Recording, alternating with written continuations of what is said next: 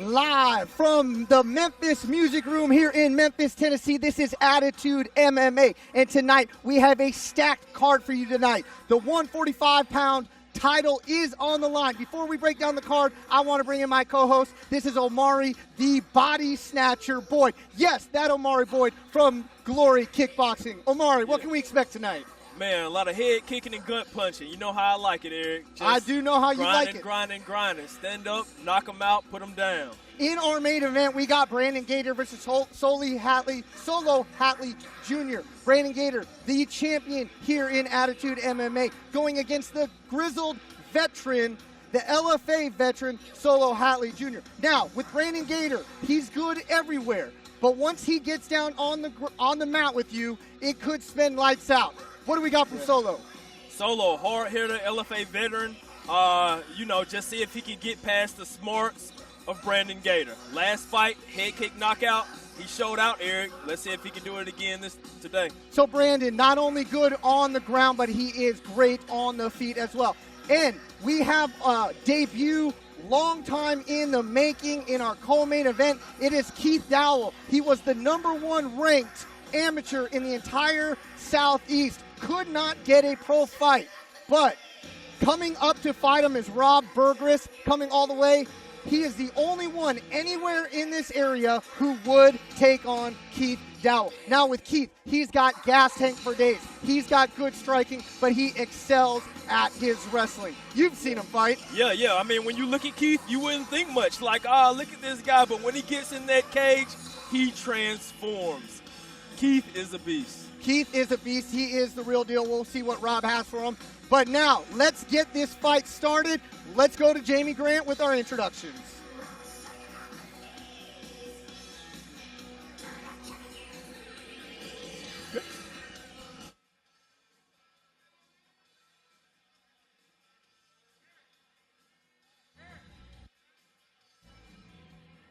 Ladies and gentlemen, here we go. Bout number 1. Welcome to the arena, Jamie Fisk.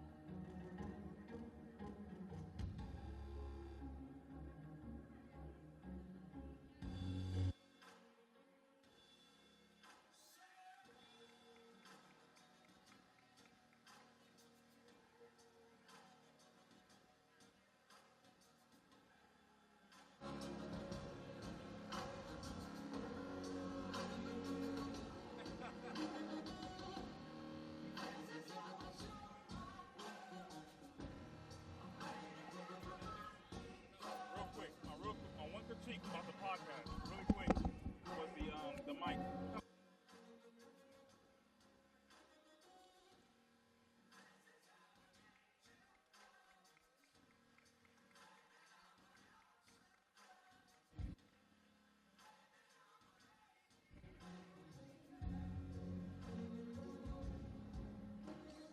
Ladies and gentlemen, welcome to the arena at this time, Mike Bowser.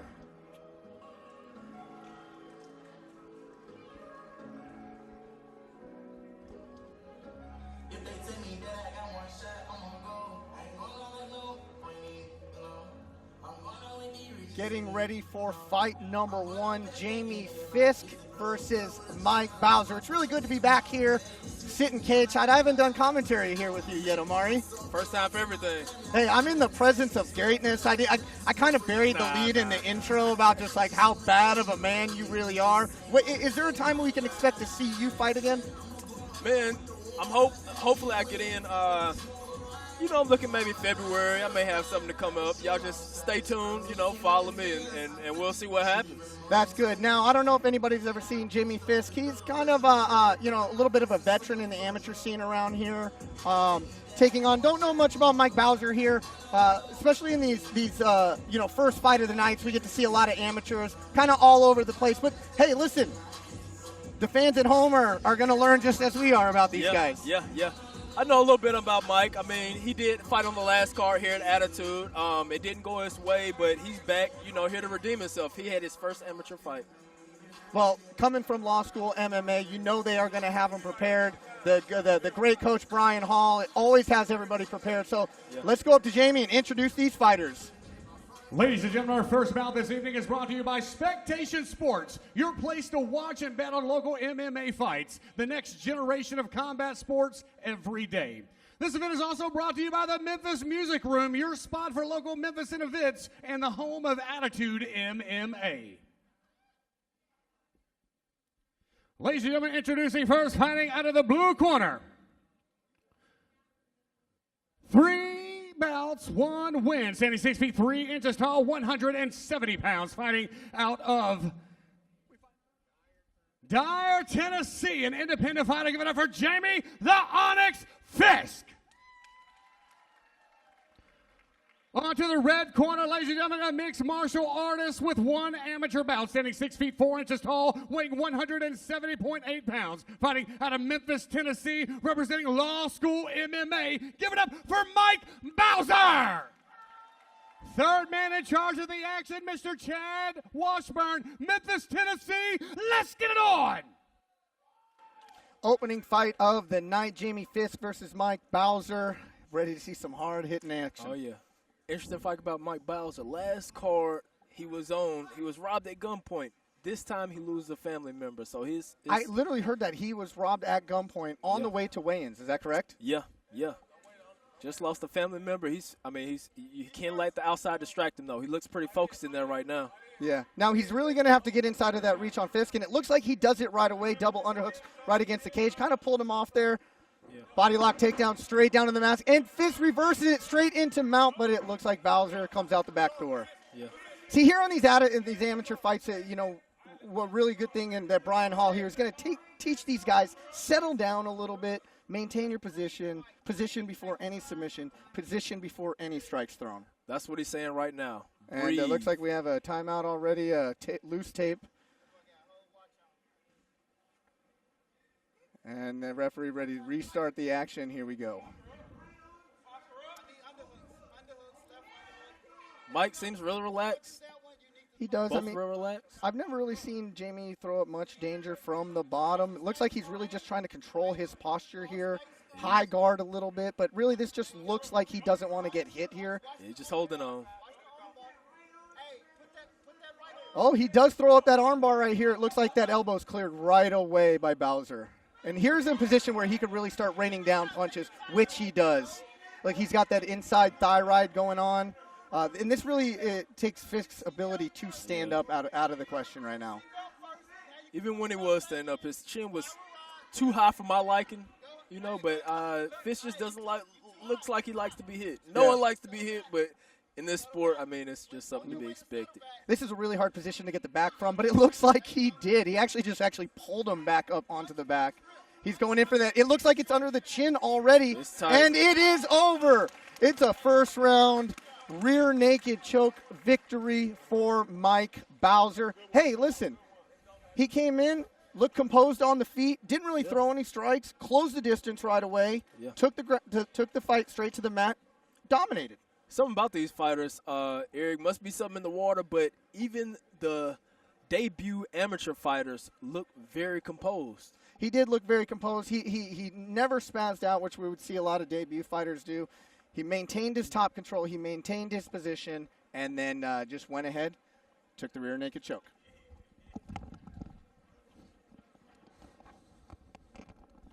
Ladies and gentlemen, at the 1:52 mark of round number 1, we have a winner by rear naked choke with the red corner, Mr. Mike Bowser!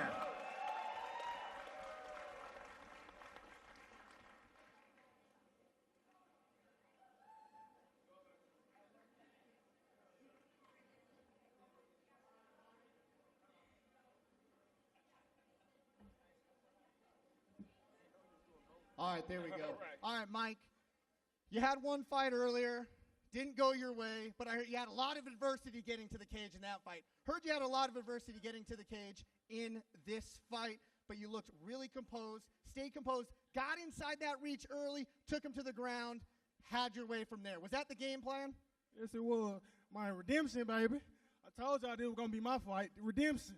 There we go. What looked like you did get some redemption. Didn't look like you got hit at all. Now, I'm sure Coach Brian Hall was working with you with a lot of stuff. Was he just really working on you just staying calmer in this second fight? Yes, I'm so excited right now, man. I ain't gonna lie to y'all. Thank y'all for my brothers, my coach. Man, I love them. Man, we got the best gym out, man. I love y'all.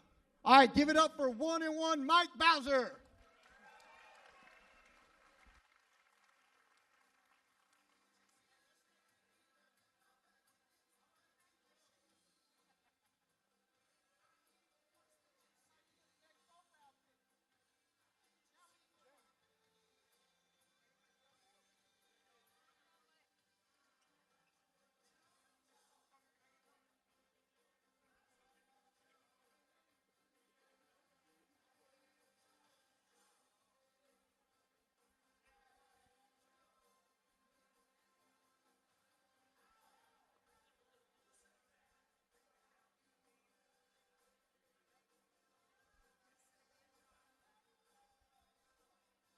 All right, before we go to fight number 2, let's go ahead and hear from one of our sponsors. Hi, welcome to the Wing Guru. Can I take your order? What do you want? They got lemon pepper, or Guru Gold is good. Triple J is always fire. You're Jaron Jackson Jr. Yeah, bro. Mr. Jackson, your usual's ready. You have that Guru Ranch in here? I appreciate it. Thank you. I'll have the Triple J. And we are back. Going into fight number 2. Fight number 1 looked like it was a tale of have and have nots. Let's see what we got out of fight number 2 here. Let's see. All right, ladies and gentlemen, round number 2, Memphis, Tennessee, are you ready?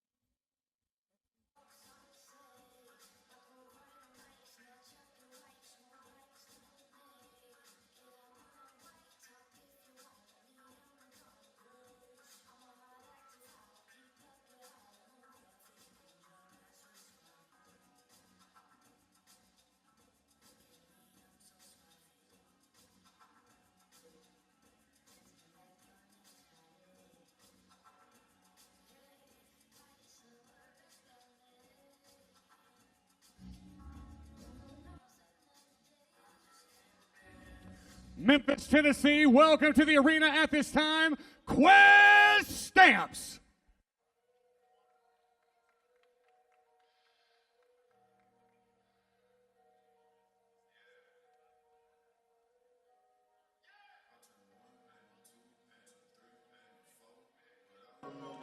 So a couple of exciting debut amateurs. Now, we get to see the debut fights. These are like what always excite me because I don't know what we're going to see.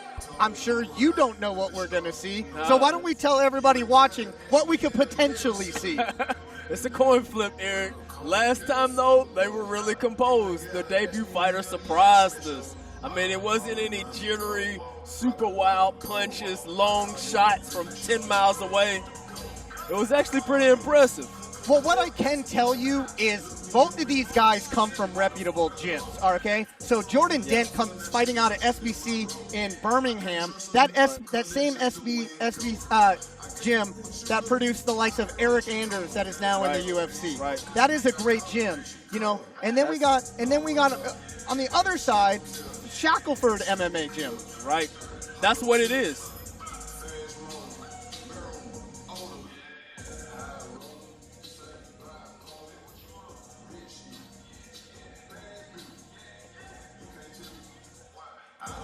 And we got the tail of the tape up. As you can see, Jordan Dent, 25 years old, making his amateur debut against Marques Stamps. 26 years old out of Shackleford MMA, again making their amateur debut. Both made weight at the 170-pound limit. Slight height on advantage for Marques Stamps, but everything, as they say on the broadcast, is virtually identical. Yes, sir.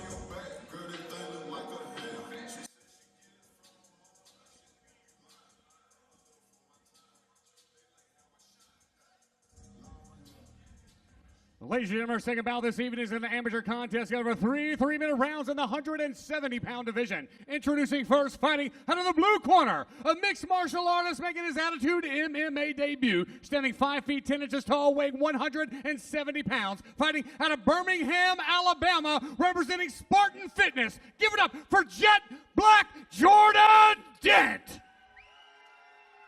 His adversary, ladies and gentlemen, standing across in the red corner, a mixed martial artist making his Attitude MMA debut. Standing 6 feet 2 inches tall, weighing 170.8 pounds, fighting out of South Haven, Mississippi, representing Shackleford MMA. Give it up for Quez Stamps.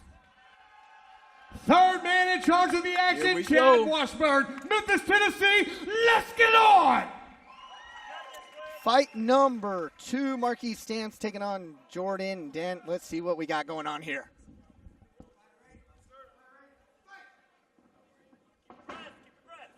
Both take the center. Double underhooks right away. Looks like he might be going up against the cage. Fighting that underhook, trying to get that cage presence. Right here, these amateurs, this is where you see that amateur, a lot of these nerves, that adrenaline flowing right now. But you can see both of them are competent here. They know what to do. They're fighting underhooks. They're fighting overhooks. Maybe got to get those knees up, though. Got to get those knees up. Like I said, maybe a few errant knees that don't know if it caught him low. Looked like it did, but who knows. Dent seems to be the stronger out of the two. And more powerful takedown. Gets right to side control. But, hey, good job by Stamps. Right back up to the feet. Does not accept the position. Mouthpiece has fallen off. The referee is going to wait to grab it and maybe put it back in until maybe a pause to the action. Right now, Omari, what are they doing right here? They're really just battling for position, for control? Yeah, they're just feeling each other out right now. You know, more like a wrestling match. Both are probably kind of unsure on their feet, so, you know, wrestling is just more natural. Yeah, so what's first to come? Is it more of the grappling and the wrestling, or is it the striking that's first to come for these debut amateurs? Probably the grappling and wrestling. It's just you default to... Right. They'll throw a few punches, depending on how comfortable they are, and then most likely they just end up, you know, grabbing each other on the ground, as you see now. Yeah. But you can tell for amateurs, I mean, he knows that Elvis stance, keep those legs spread. Yep. Hard to get the double, but it does look like his arms are collapsing. He's going to get dumped right there. Yeah. Dent seems to be, you know, definitely a little bigger, a stronger fighter right now, you know. A little bigger. And he's trying to hop over for that Khabib leg ride right now. Can't really get it. Stamps trying to climb the cage. As his corner telling him. Doing a pretty good job listening. That's the hardest part as an amateur, listening to your corner and performing at the same time. And as his coach just said, get a wizard, guess what Stamps did? He got a wizard. Oh, nice big knees to the head. Nice knee. That's really all they have in this situation. You know, but correct knees. me if I'm wrong, amateur in the state of Tennessee. No elbows. Like I said, kind of low on the knees. He's really not in position to knee. Their hips are too close together. He's still trying to throw knees. Of course, he's going to be a low blow. There is, but like I was saying, they're in amateur MMA here in the state of Tennessee. There are no knees to the head. So the first one, he kind of got away with it. The second one, the ref said jumped in. Nope. And then maybe he didn't jump in because the first one didn't hit too hard. Right. Oh, huge overhand right there. Both these guys are now they are getting after it. But again, as you said, debut amateurs, they close the distance right away. Close the distance, yeah. One thing hard to do in fighting is gauge distance. You know, it's something really learned through trial and error. And none of them really used that jab to use that as a range finder. Right. They're both coming in. They're both throwing at the same time. They're going to clash.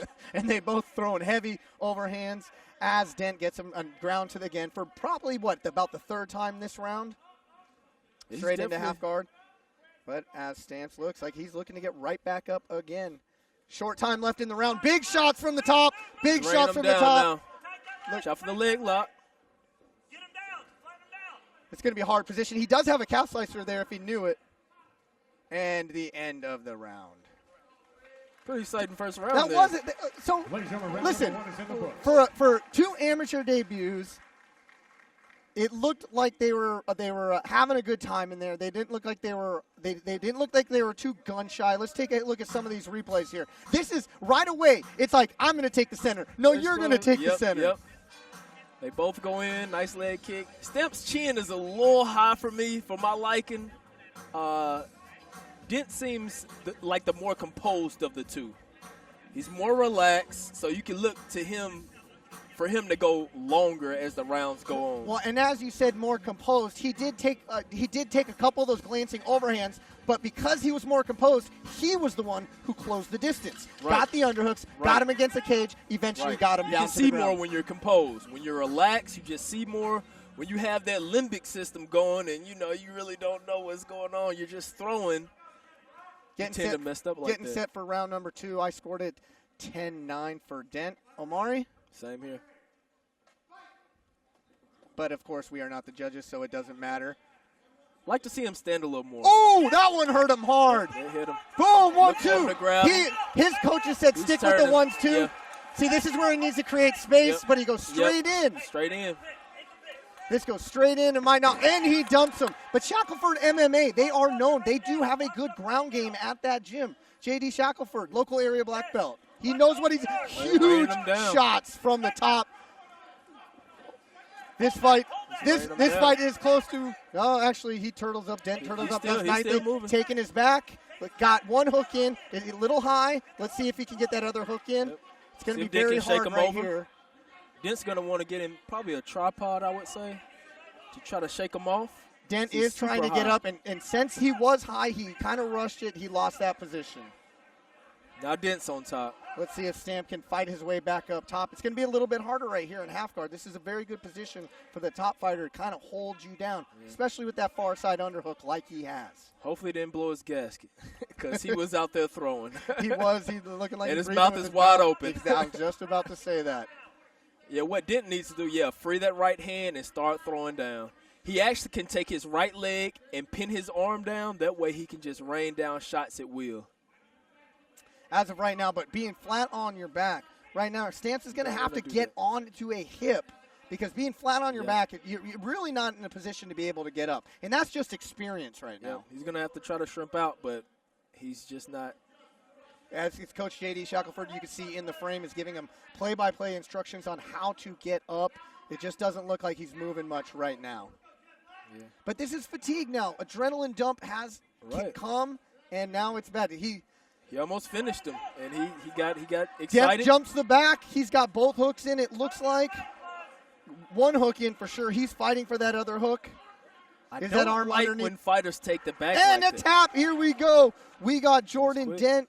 Taps out, gets the tap out victory by rear naked choke, or could have been by a little bit of exhaustion as well. That tap came awfully quick. But nonetheless, quick. Jordan Dent improves to 1-0. Marques Stamps unfortunately falls to 0-1. Let's go ahead and take a look replay. Fight.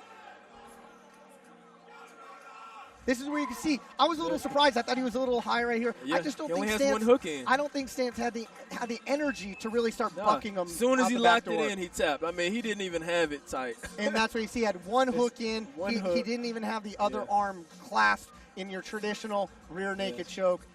I take that to a lot of fatigue, but take nothing away from Jordan Dent. He did what he had to do. That was a good fight. Very good for the first debut fight. Very impressive for both fighters. All right, ladies and gentlemen. Here we are with the results. We have a winner at the 2-minute mark of round number 2. Winner by rear naked choke. The blue corner, Jet Black Jordan Dent. There we go, Jet Black Jordan Dent with the victory. He improves to 1-0 as an amateur. All righty, I am here with your winner, improving to 1-0, Jordan Dent, how does that feel? How does that first victory feel? Man, it feels sweet, man. I've been training consistently for 3 years. And shit, I never thought this day would happen. Woo!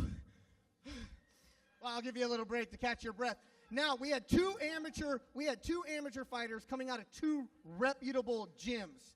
Now, in a lot of these amateur fights, we don't see these high level of guys like you and your opponent. Did anything he did tonight surprise you? Man, he hit hard as fuck. Oh, shit. And y'all saw that, but, you know, I pushed through every single fucking time. That's what we teach at Spartan Fitness MMA. That's what we teach at Spartan Fitness MMA. Well, apparently that's what they teach at Spartan Fitness MMA. Give it up for your winner, 1-0. There you go, Dent with the W. Very excited. Must be a good feeling. First win, training for 3 years, so he's been waiting for this moment.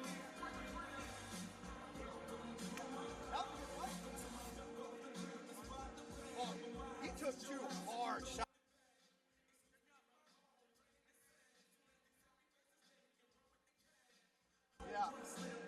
Alrighty, and we're going to commercial. Ladies and gentlemen, our next bout this evening. Action. Action247.com is your Tennessee sportsbook for same-day pay. Action247.com. Local, legal. Tennessee's home for same-day pay. Action 24/7. You got action. Getting set for fight number 3. Man, I was really impressed. 2 debut amateurs. And that's what I'm saying. Debut amateurs these days do not look like debut amateurs of 10 years ago. They are training with veterans, Eric. And we are getting set for round number 3. Let's go up to Jamie Grant for our introduction.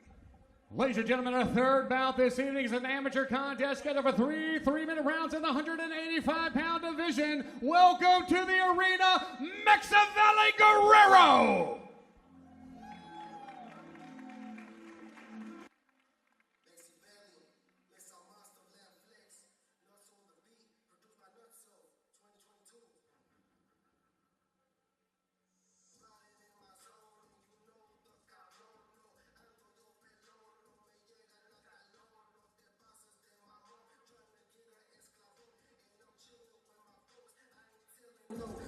We have Guerrero coming out, weighing in at 182 pounds, standing 5'6". This is also his MMA pro debut. He is fighting out of Memphis, Tennessee, and he is an independent fighter. So independent fighter. You never know what you're going to get with these independent fighters. You know, you could get those guys who end up selling T-shirts like Jaleel Willis, go on to end up being a Bellator fighter. Yeah, or you could get a guy who just says, hey, I want to fight. I haven't trained much. Who knows? We'll see. Straight out the garage, baby.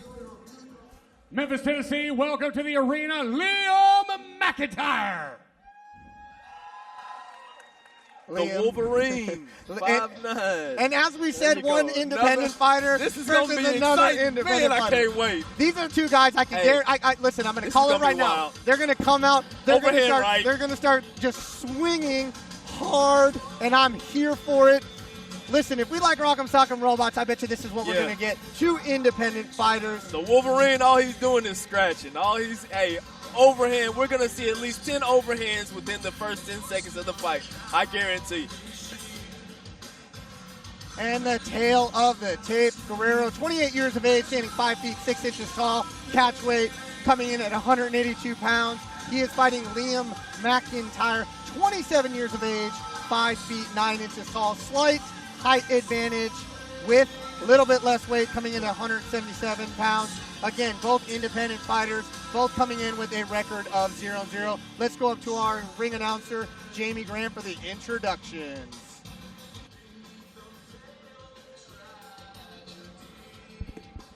Actually, I made a mistake. I thought he was in the ring already. Both of these fighters are fighting at 185. We're getting big here, but they're both weighing in under the expected weight, which is something that we don't see at the higher level. We don't. This is definitely a catch weight, and we didn't see what their actual weight class was. Yeah. But hey, 2 independent fighters, roughly the same size, roughly the same weight. They're getting in and they're ready to throw. It's going to be good. You know, Liam comes in, stomping on the cage. He's ready to go. He's ready to go. The body snatcher's ready to go. I'm ready to go. Let's see if Jamie Grant's ready to go. Memphis, Tennessee, our next contest is an amateur bout scheduled for 3 3-minute rounds at the 185-pound division. Introducing first, fighting out of the blue corner, making his Attitude MMA debut, standing 5 feet 6 inches tall, weighing 182 pounds, fighting out of the Memphis 10 of Tennessee. He's an independent fighter. Give it up for Valley Guerrero! His adversary, ladies and gentlemen, standing across in the red corner, a mixed martial artist making his Attitude MMA debut as well. Standing 5 feet 9 inches tall, weighing 177 pounds, fighting out of DeSoto County, Walls, Mississippi. Give it up for Liam, the Wolverine McIntyre! Third man in charge of the action, Mr. Chad Washburn. Memphis, Tennessee, let's get it on! Nah, Eric, you know you're McIntyre, he looks ready, but Guerrero, he looks like he's uncertain about being in the cage right now. He does. I mean, his hands up, he's ready. Liam's his got it. Oh, and they come right out. When I tell you, right off the bat, close the distance. Little errant knee, and he takes him to the ground. No overhooks, no underhooks. We're just going to go. There's about 27 shots to the back of the head. I'm here for it. Yep. Only and right let's just see, he turns his back. That's what we don't do here, but and boom, there we go, right over the top. Nice. This is straight schoolyard. Nice. Let's see what's going on here. There we go. I really don't know how to commentate. I know. I mean, let's just enjoy it. Yeah, man. I'm just going to watch it. Let's just enjoy this. Oh, this that's a shot to the head. On the no knees to the head. It's adrenaline pumping. He really doesn't know what he's doing right now. Yeah. Let's see what the ref decides to do. Is it just going to be a warning? Is it going to be a point deduction? Hey, listen, there was 27 shots to the back of the head. Yeah. And now all there's right a knee hands. to the head. So, hey, listen, we called it in. When you have two fighters, one who looks like their mom is in their corner. Yeah. I love it. Are you mom? Mom is in the corner. I love it. I'm here for it. Boom, right out the gates. They get going again. Flying kick. Oh, man. Looks like Guerrero may be getting tired a little bit, but he powers through for a double. Through. And hey, this is life or death right now. This could be a guillotine choke right here. He doesn't have it in really quick, but he is squeezing. Hopefully he doesn't burn his arms out. But I'm willing to bet it's gonna. Like they saying he needs to let go because he's gonna burn. And he gets the tap. I do not know how. McIntyre gets the tap. Oh, Guerrero. I say that was that was exciting. It was exciting. Very exciting fight. Hey, props for them to getting in the ring, getting in the cage. You know, it takes a special type of person to get in the cage, period. I don't care how much training you got. To be able to pull off things like we just saw is just guts. And let's go ahead and let's take an action. Look, this is just a pure squeeze guillotine, arm in guillotine. So we know it's not tight right away. It can be. You can tell it's not as tight because he's punching. Then now not even on his neck. His neck started getting contorted, and that's where the tap came. It came from pain. Not really. I'm getting ready to pass out. That was my neck is hurting. I don't know what this feels like. This is my first time feeling it. I think I'm going to tap. And with the tap, let's go for Jamie Grant for the decision. Ladies and gentlemen, at the 1 minute, 1 second mark of round number 1, we have a winner by guillotine. The red corner, Liam the Wolverine McIntyre.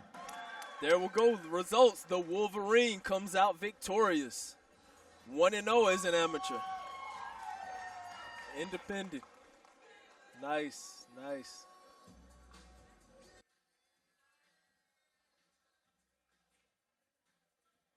And I am here with your winner, Liam McIntyre. Now, Liam, we kind of were mentioning on the broadcast, you got to be tough when your mom's working your corner. Did you have fun out here today? Hell yeah. Now, obviously fighting out of independent, meaning you're not coming from a bigger gym. What kind of training did you do to get ready for this? Man, I train in my garage. I love it, man. A lot of great fighters got their start in the garage. What is next for you? 1-0. You want to get back in this cage again? You going to join a gym, or you going to keep training out of your garage? Who's next? And yeah, I'm going to keep training. I got people on my side. I got my corner. I got my mom. I got my girl. I got everyone to help me get here. Shackleford MMA, shout out to them. Link, JD, Quasi, still awesome. I'm on a roll. I'm going to keep going. 1-0, the Wolverine, make some noise! The Wolverine McIntyre. What did I say? Right out the garage. Fresh out the garage. That's what I like. Super exciting. Love it. All right, let's take it to commercial.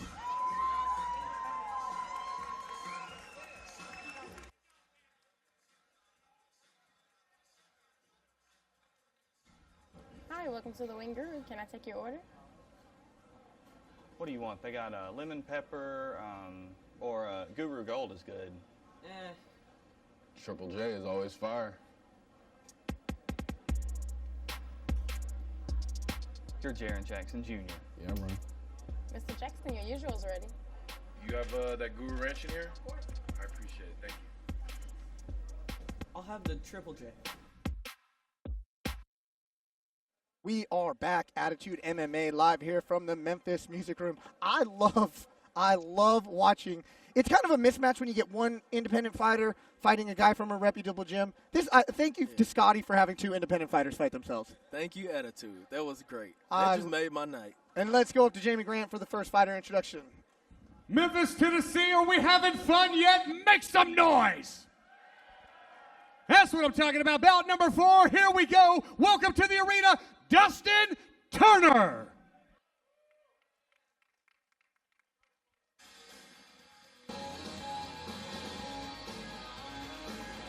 And here we go, making his way to the cage. I'm digging the intro music, though. Yeah, I'm digging the style. Justin Turner style he's just a fighter. You know, when people say, what kind of fighter are you? Like, I'm a Muay Thai fighter. I'm an MMA fighter. I'm a jiu-jitsu fighter. I'm a boxer. This guy comes in and says, I'm a fighter. He's just a fighter. He's independent, so this may be exciting too. But when you're independent, as we saw from the last one, I mean, who knows what you're going to get? Who knows? Listen, the last fight might not have been as technical, but it was fun as hell to watch. It was fun as hell. I enjoyed it. Great times. Dustin the Rooster Turner. Fighting out of Ripley, Mississippi, like you said, independent fighter. I believe this is his debut fight as well. Memphis, Tennessee, welcome to the arena at this time, Josh Whiteside. Now we have one independent fighter now, Josh Whiteside, coming out of one of, if not the most reputable gym in the area out of Memphis, Judo and Jiu-Jitsu. One thing we know about anybody coming out of Memphis Judo and Jiu-Jitsu is, one, they're battle tested because they go hard in training, so they know they're not going to be scared of the moment. Yep. And number 2, they're going to be prepared. Yeah, they're going to be technically sound. We may see the case where it may be slightly unfair because this guy has proper training, whereas this guy, you just don't know who he's been training with, you know? Yeah, we have no idea, but what I do know is, you know, Trey Manley in his corner. Trey Manley, aside from yourself, one of the best strikers in the area, bar none. Dustin Turner, 36 years of age, tip of the cap to you, getting in the cage, 5'6", 168, coming in with a record of 1-0. Josh Whiteside, fighting out of Memphis Judo and Jiu-Jitsu, 5'10", 168 pounds.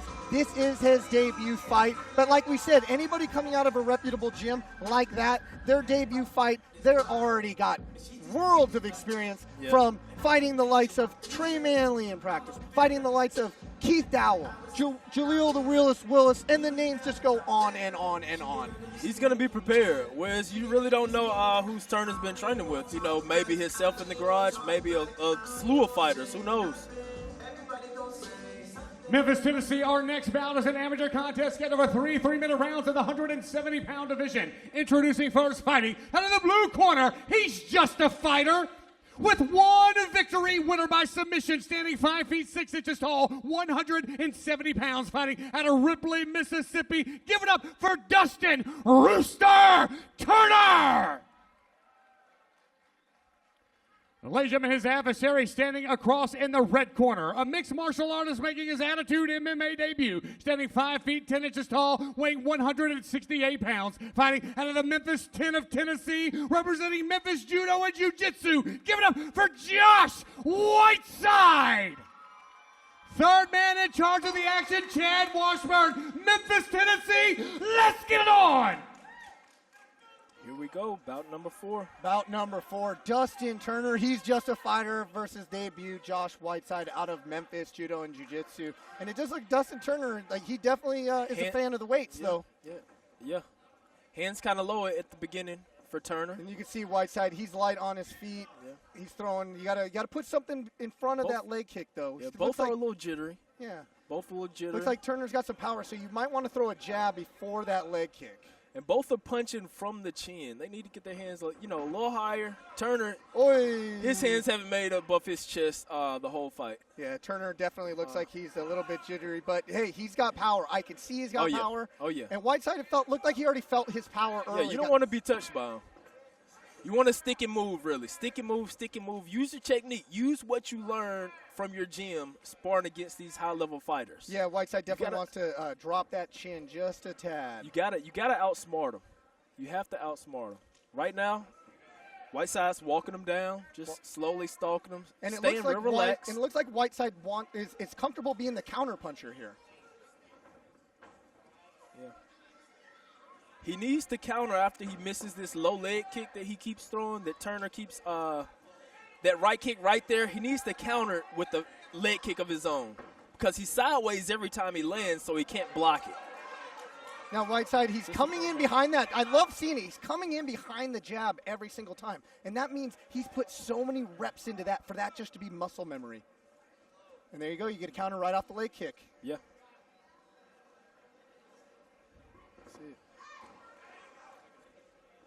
Turner's just asking for one of those right straight down the middle. Means chin straight in the air. But he's still fresh. You got to watch out when guys are still fresh. Turner is strong. And he's fresh, and you don't want to get caught with nothing stupid. Both of their chins are straight in the air Both right now. Both got caught with rights. And it really could take just one big, heavy shot. You know, I know one thing when they get back to the cage, if they do, Trey Manley's going to tell them to put your chin down. But it looks like Whiteside, he really sits down on his punches a lot more. He has to sit down and throw it high. And that one hurt Turner. Yeah, Whiteside, Turner is and he's down. Let's go Turner in is for moved. He's going in right now. They're going to stop it. Oh, he survived. Up. Another huge overhand. Back up, and this fight is over. It's over. Josh Whiteside improves to 1-0 with a TKO victory over Dustin Turner. He is kind of protesting that stoppage. I see absolutely nothing wrong with that stoppage. It should have been stopped. His hands never came up the whole fight. Every shot rocked him after that straight right. I mean, every shot rocked him. That was good stoppage by the ref. And this is where we can see, one guy maybe not as comfortable in the cage because it's its debut, but his fundamentals were there, and you could see the fundamentals. He was sitting down on his punches. Let's go ahead and take a look at the replay. Let's see this fight-ending sequence. We could see how he was sitting down on his punches. There it is. We kind of just missed the right. The first right. Yeah. And now here, this kind of credit to Turner. He's not defending himself. Yeah, kind of credit to Turner right now. He doesn't care about standing back up. Boom! Sits down on the punches. Hands still not up. He's turning his head, turning away. Anytime a fighter turns his head while punches are being thrown at him, you need to stop it. He has enough. And as a referee, I am a referee as well. That is the first thing you teach. If the fighter has taken heavy shots and he either starts to turn his back, that's just a telltale sign for the referee to stop the fight. Let's go up to Jamie Grant with the announcement.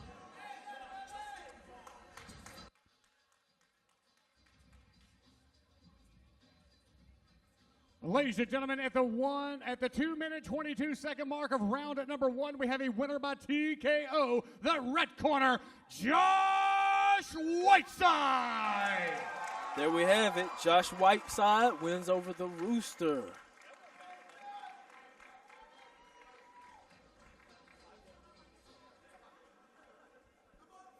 I'm here with your winner, 1-0, Josh Whiteside. How does that debut victory feel for you? Feel good. It's everything I've been training for. I'm a way better fighter than that. Our coaches, they work harder. I just got to apply better next fight. Well, it looked like you were absolutely very comfortable staying on your feet. Obviously, Turner looked like a big, strong, powerful guy. You had no problem walking him down. Was that all your training with Trey Manley here? I train with killers. I train with real killers, so that ain't nothing. Ain't nothing. You look across from Rybolt, Trey. Anybody that's hearing me right now, y'all don't even know him. Y'all gonna know him, though. This Jared Travis over there. I train with real killers. I'm not scared of no man in the cage because I do it in the gym all day. You know what they always say, preparation is actually harder for the fight, and the guys that you train against every night, you just named them, fight on the highest level promotions. So, 1-0, what is next for you? I want another fight. I want anybody at 170 or 180 at 5. I don't care. I want to fight on anybody card, CFFC, SLC. If you got to back out and they 170, I want them. Scotty, you heard that. He wants another fight ASAP. Give it up, your winner, 1-0. There you go, Whiteside, calling out everybody at 170 after his first victory. I love it. You got to love it. Confidence.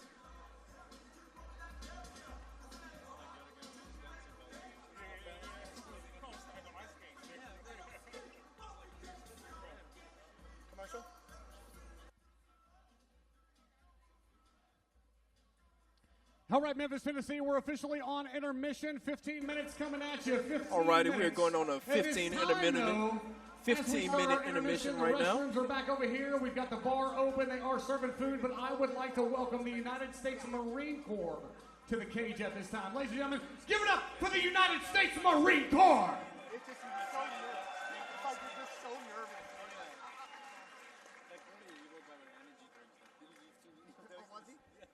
See y'all for about 5 after the intermission. From the United States Marine Corps, and he would like to talk to you about all the things that the United States Marines do. How we doing today? No, come on, get louder than that. How we doing today? Well, first off, we're going to start with some free stuff because, everybody likes free, right? So, first we got to get loud. Can we get loud over here? I don't know. Can we get loud over here? Okay, that's what I'm talking about. We got T-shirts.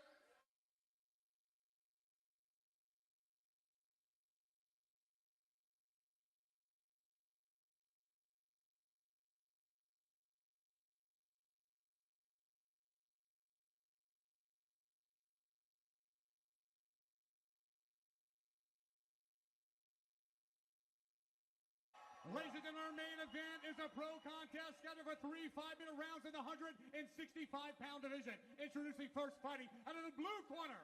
5 victories and 7 professional bouts, 4 wins by submission. Standing 6 feet even, weighing 165 pounds. Representing Team Fusion out of Nixa, Missouri. Raise the roof for Austin, the Clam Reaper. His adversary, ladies and gentlemen, standing across in the red corner. 9 victories in 13 professional bouts. Standing 5 feet 10 inches tall, 165.8 pounds. Representing American. Fighting out of Memphis, Tennessee. Give it up for Jesse James Wallace. Third man in charge of the action, Jason the Caseman Aldrich. Memphis, Tennessee, the Music Room. Are you ready? Let's get it on. Here we go. For all the cookies. This is going to be a great fight, guys. Cage doors locked. Referee Jason Aldrich calling him to action here. Here we go.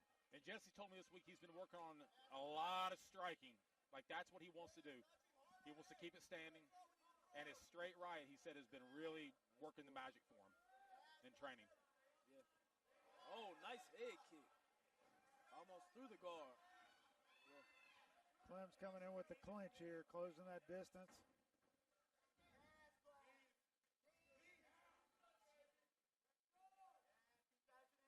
Clem's got good head position here.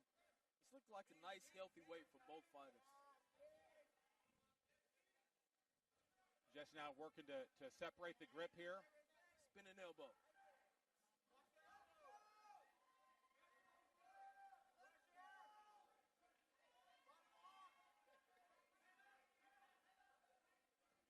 Clem's doing a good job of mixing those knees up, too, going back of the leg, trying up for the head shots.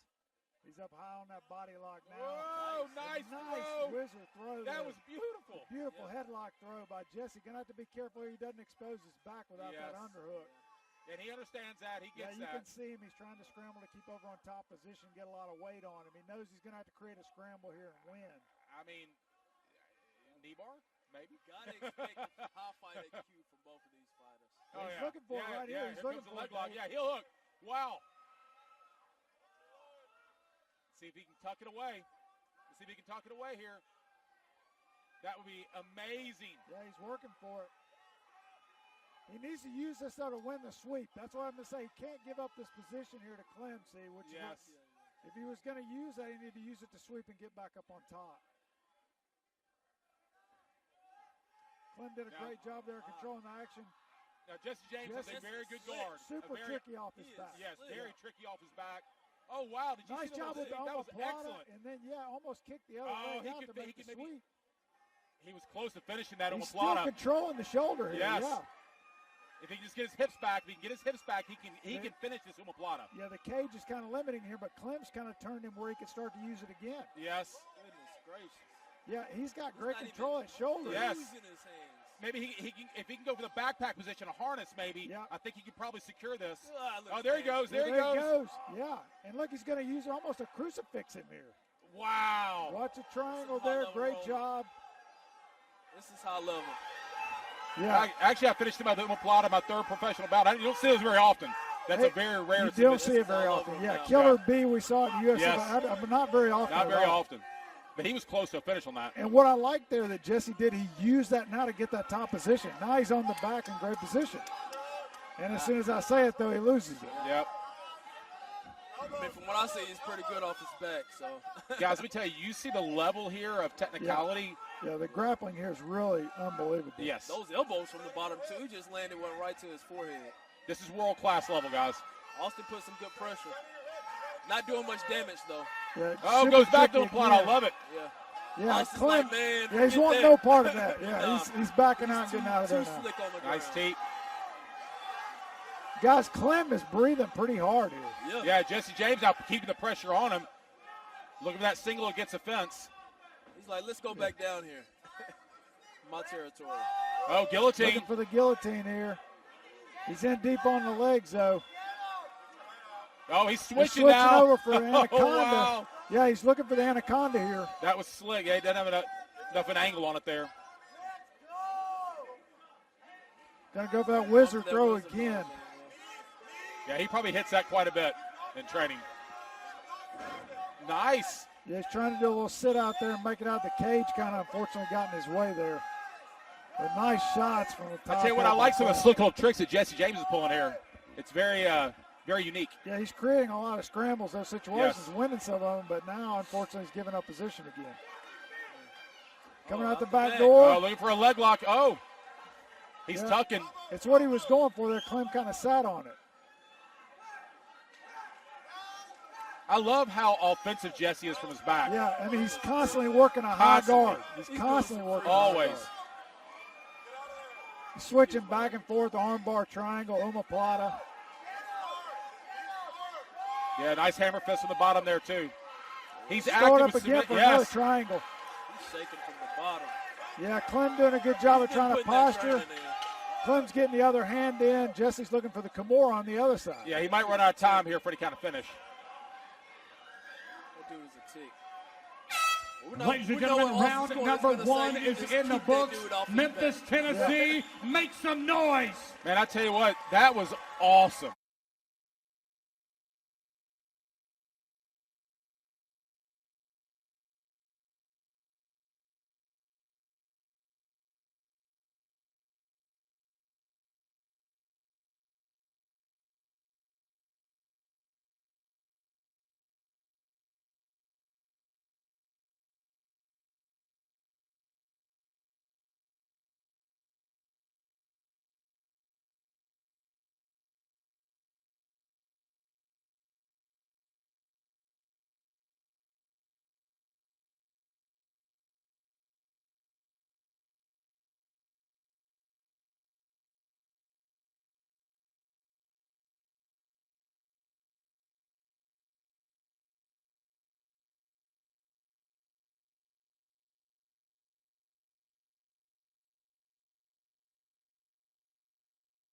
That was close. Super close. Yes.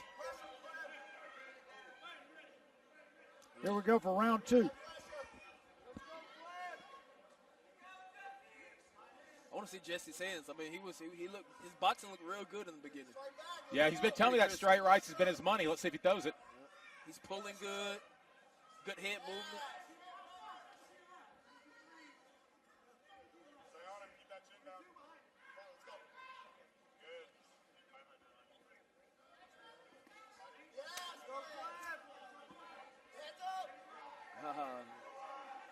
Nice jab over the top. Nice body kick. It's like he's striking, but I mean, yeah, good head kick come back. He's not scared of the takedown. He's like, take me down if you want to. Yeah. He's going to be trouble down there. These guys are slinging some leather, man. I love it. Austin pretty relaxed on his feet. I mean, looks like he's looking for that one big shot, you know. But he looks good. Nice high guard. So I like to see nice body kick. Yes. Yeah, Jesse sneaking that body kick in. Those are two that landed clean. Hey, that'll take the wind out of you, won't it, Omari? Oh, yeah, he's breathing pretty hard. I can hear Clem's coaches saying the same thing you are, Omari. He needs to start to chain it together, start to try to quit throwing one strike at a time and try to piece something together. He's taking deep breaths. He felt that body kick. Nice straight left from Austin. Nice straight left. Clem is ducking his head a lot. There's that body kick again. He's not slipping much. His head is staying centered. That's why he's eating a lot of Jesse's straight punches. Ooh. Yeah, his head is always there, but he has a nice high guard, so he's not in a lot of stiff jab. Yeah, that was a very stiff jab. Good head kick, come back. Jesse kind of blocked it there. Nice outside leg kick. Yeah, how many of those low calf kicks there, Omari? Pretty good. Yeah, I'm not a big calf kicker, to be honest. Yep. I mean, if you're going to throw for the thigh. You saw what you saw there. Yeah. He missed with the high head kick, slipped and fell, and Clem's like, I don't want any part of that. You can go ahead and stand back up. Clem's corner is saying he's ducking his head every time he throws, but he's still looking at him. Good duck under, nice takedown. Nice takedown, nice takedown. Yeah, Clem's working for a little more dominant position here. Yeah. Jesse's doing a good job trying to keep those hooks out. Yeah, but Jesse's so dangerous in all positions here. He can roll, tuck. Yeah, I'm curious to see what he's going to do to create a scramble here because that's what he does. Here he goes, yeah.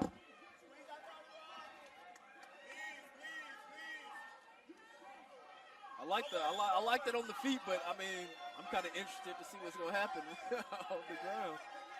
Oh, look at that knee bar. Yeah, he's just constantly trying to create a scramble situation. Yep. Now he's trying to run a switch. Yeah, Clem has to do something. Yeah, he has to strike or knee or something. He just can't sit there and hang on Jesse. Yeah, Jesse locking up the Kimura. Right away with Kimura, yes. And so what's going to happen if Clem connects his hands to try to pull Jesse? Yeah, Jesse will sit back with that thing and turn him right away. Oh, he let it go. Yeah, he looked like he was trying to reach back around for another choke there, but he gave up the position. Now he's got the leg lace, so he's going to have to get his legs back in play. He got some blood coming, I think, from Jesse's nose. I'm having a hard time telling you. Clem can't get comfortable here. He just can't lay on him. He has to strike.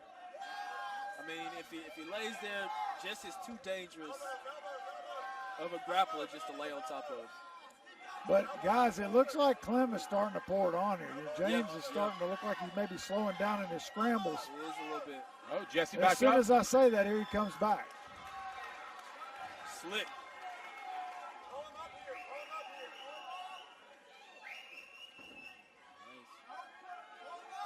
Yeah, I'm going to tell you what, if Jesse can get him on his back, Jesse's really good in top position.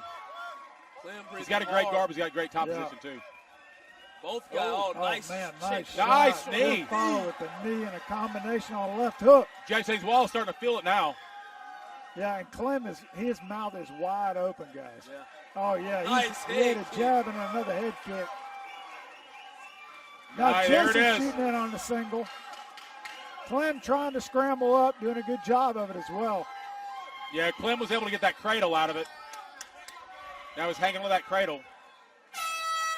Wow. Ladies and gentlemen, round number 2 is in the books. Super Round competitive number 2 is in the round. books.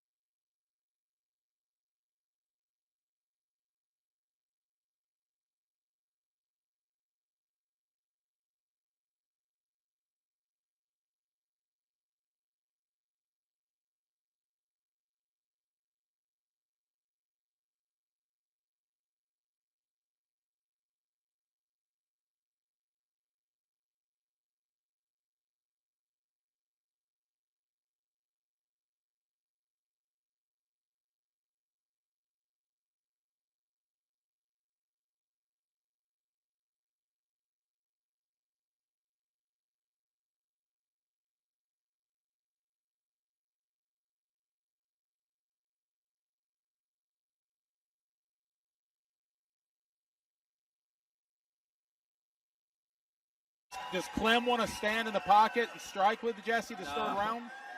We haven't seen that yet. I mean, He doesn't throw much combos. Yeah, and he's going to get Jesse seems outscored to on be the getting the feet. best of him in those altercations. I love this sportsmanship, guys. Love it.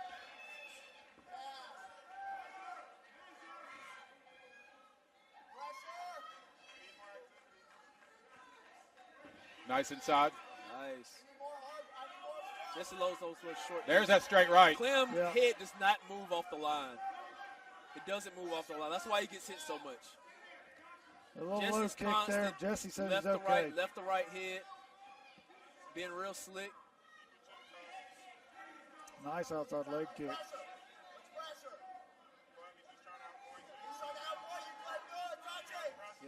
Clem's corner saying he's trying to outpoint you. Yeah, they're calling for more pressure from him. Nice, the body kick again. He felt that deep breath. Yeah. Yeah, you can see he's got that left hand, that left elbow tucked in more too, huh? Oh, yeah. He felt He's protecting it. But it doesn't show it much, you know. I'd like to introduce the J2G Promotion Ring Girls. Give it up for Caitlin.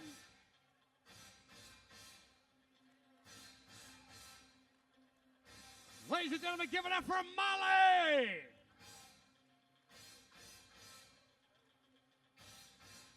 Memphis, Tennessee, give it up for Jenna.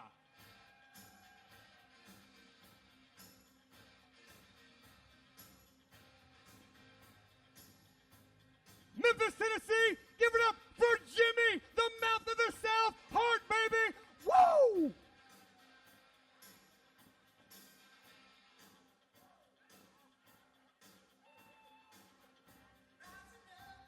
Oh, yeah, baby, we are here live in effect. J to the double G is in the house. In case you don't know, this the Jimmy Hart get up, the mouth of the South, the king of Memphis wrestling. That's my illegitimate father. That's my stepdaddy, y'all. One of these days, he's going to claim me king, the king of Memphis, Tennessee. It's going to happen, and I hope you're here to be a part of it. Give it up for Attitude MMA, ladies and gentlemen. Woo!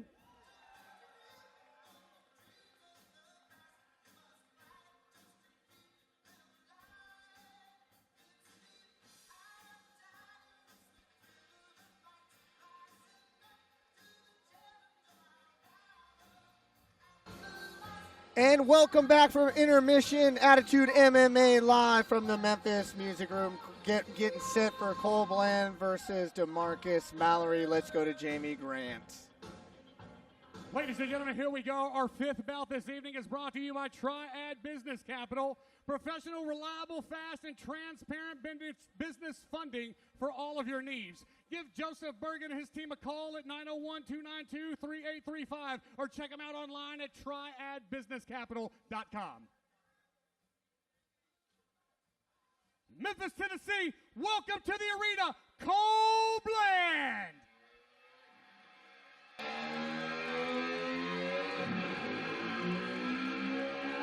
And getting set to make the rock, Cole Bland. Now, another debut fighter here, but like I said, fighting out of the law schools of the world, the Memphis Judo and Jiu-Jitsu gyms of the world. Rock City MMA is another just amazing gym in Little Rock, Arkansas. if you are coming out of this gym, I don't care if you're 0-0, 5-0, you're probably virtually the same. They're not going to put you in the cage unless you are ready. You are ready. This gym has got so many high-level guys that fight out of this gym. I'm really excited to watch this kid make his debut. Obviously, you can tell, phenomenal shape. 5'10", 170 pounds, welterweight. Again, like I said, making his debut, coming in, fired up. I love to see this energy. He's ready. He's ready. Now, when you walked in the cage or when you walked in the ring getting ready for your fights, did you temper your energy, save it for the fight, or were you throwing it out there like this? Man, after 90 fights, you're yawning walking down, going in like this is another day in the office. Nah. Back to Jamie Grant. Tennessee, welcome to the arena, Demarcus Mallory. Before we get into Demarcus Mallory, did I hear you say that correctly? 90 kickboxing fights you had? Yeah. And what was the overall record? Overall record, I want to say, is 86-5. So that's actually like 91-ish, something that's like that. That's why you are a top 10 ranked Glory kickboxer. But now we got Demarcus Mallory. Again, another SBG gym guy out of Birmingham. Again, I am so pumped to see these debut amateurs because if you're fighting out of SBG or Rock City, you are prepared. Cole Bland, 20 years of age, 5'11", 170 pounds, taking on Demarcus out of SBG. Mallory, 31 years of age, making his debut fight, 5'11", 170 pounds. Now, SBG 1-0 on the night. Let's see if they can make it 2-0. Let's go to Jamie Grant for the introductions. Ladies and gentlemen, our next round is an amateur contest scheduled with three 3-minute rounds in the 170-pound division. Introducing first, fighting out of the blue corner, making his Attitude MMA debut, standing 5 feet 10 inches tall, weighing 170.4 pounds, representing Rock City MMA out of Little Rock, Arkansas. Give it up for Cole Bland! His adversary, ladies and gentlemen, standing across in the red corner, making his Attitude MMA debut, a mixed martial artist, standing 5 feet 11 inches tall, weighing 170.1 pounds, fighting out of Birmingham, Alabama, representing Spartan Fitness. Give it up for Durag Demarcus Mallory. Third man in charge of the action, Mr. Chad Washburn, Memphis, Tennessee. Let's get it on. It's going to be an exciting one here. Cole Bland, Demarcus Mallory, two reputable gyms in the South here, and they are getting ready to throw down. Bout number 5, Attitude MMA, and we're off.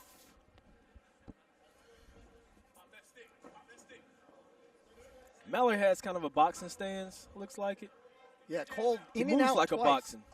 Look, in and out every time. Close the difference. He eats one coming in. Cole ate one coming in. That boxing stance, he's going to sit down on those punches. That push kick straight to the thigh, straight to the knee. Good. Oh, big left hand. Nice hook. Nice hook from Mallory. Like how Bland keeps moving. He's keeping his head moving. You know, he's bouncing around. You don't want to sit down, especially if you're going against a hard hitter like Mallory. I mean, he's really throwing these shots. He's heavy with the hands. Haven't thrown a kick yet. He's real boxing heavy, looks like it. You don't want to sit in front of him. You don't want to sit in front of him, but maybe throw a jab behind it. Then, he eats a jab right there. Switch his stance, did Mallory. I don't know if he did that intentionally. Cole is coming in straight down the pike, and then he gets right out of the way. He throws his 1-2, got right out of the way. He has nice lateral movement. He has nice lateral movement. He's throwing. I mean, looks like the left eye of Mallory is closing up there. It is already getting a mouth swelling over the left eye. You can see him winking a little bit, trying to work out the cobwebs there. Cole coming in for the kill. And he comes in. Cole gets him up against the cage. Mallory's legs are kind of close together up against the cage. I mean, he could. He is controlling with that underhook. He got double underhook now. Look for him to turn him around. He really just wanted that distance. Mallory takes the center of the cage. Let's see if Cole pops in and out again. Every time Mallory throws, he lunges with his punches. You don't want to lunge at someone that's not going backwards. you're going to walk into something. With that boxing stance, he is susceptible to those leg kicks, which Cole just gave him a leg kick right there. And then we go. We got nice the first switch kick. Yeah. We got that first kick out of Pretty Mallory. nice, too. He's not just a boxer, as we can tell. You can see that guard is high and tight. Now he's looking to counterpunch his Mallory. Cole, like you said, great movement, though. Yeah, he has great movement. Mallory drops his left a lot. Cole could really catch him if he counters with that right. Keeps his left kind of close. Good, nice, clean knees to the midsection. Over-under position. It's kind of 50-50 position right here. But, Cole's a little low on it. Like I said, like I thought he was going to dive in for that takedown. Doesn't look like he wants it right now. They're comfortable about here just grappling against the cage. Yeah. Back to their feet. Some nice standing here. He's really lunging with his punches again. That one looked like it angered Cole a little bit. And it does, like he's throwing hard leg kicks. Those kicks will add up. Right. Marques is going to have to start checking some of those. End of round number 1. We saw a lot of action back and forth. Razor tight. Judges, they kind of have a hard job on their hands. Who do you give the advantage to in that round? Man, I felt that Cole was landing the better shots. But you just don't know. No one had to take down that round. Mallory did stick him with some nice ones in the beginning there. But it was 1-for-1. I mean, they were answering shots. They both looked good. And like we said, neither one of these look like debut fight. Can you believe this is the level of debut amateurs we're getting right now? Yeah. That is a razor close. If you were to put me to the test, I would say that Cole slightly took that round up 10-9, up probably 1-0. But, both of these guys look like they're in phenomenal shape. A lot of debuts, they come back to the stool. They're huffing and puffing.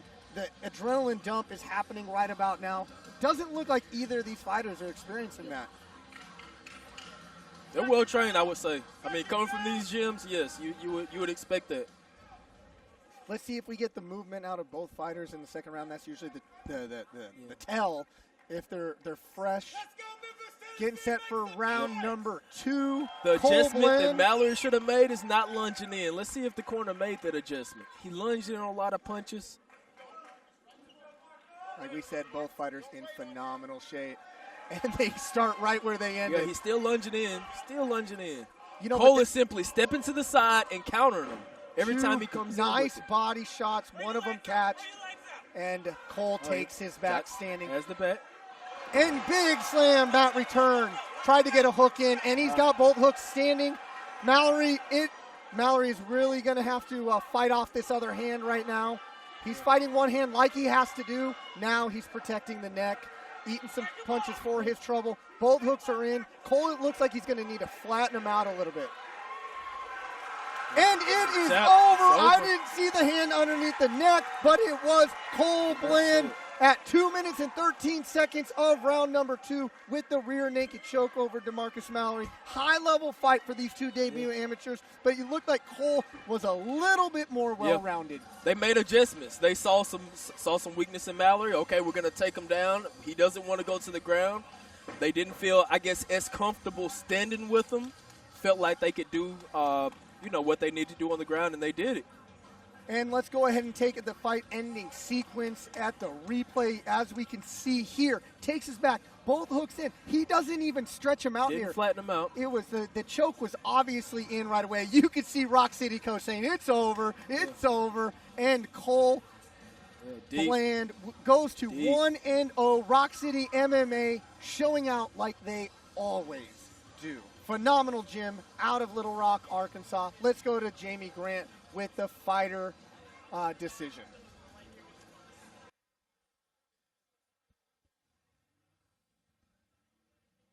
Memphis, Tennessee. At the 42nd mark of round number 2, we have a winner by rear naked choke. The blue corner, Mr. Cole Blend.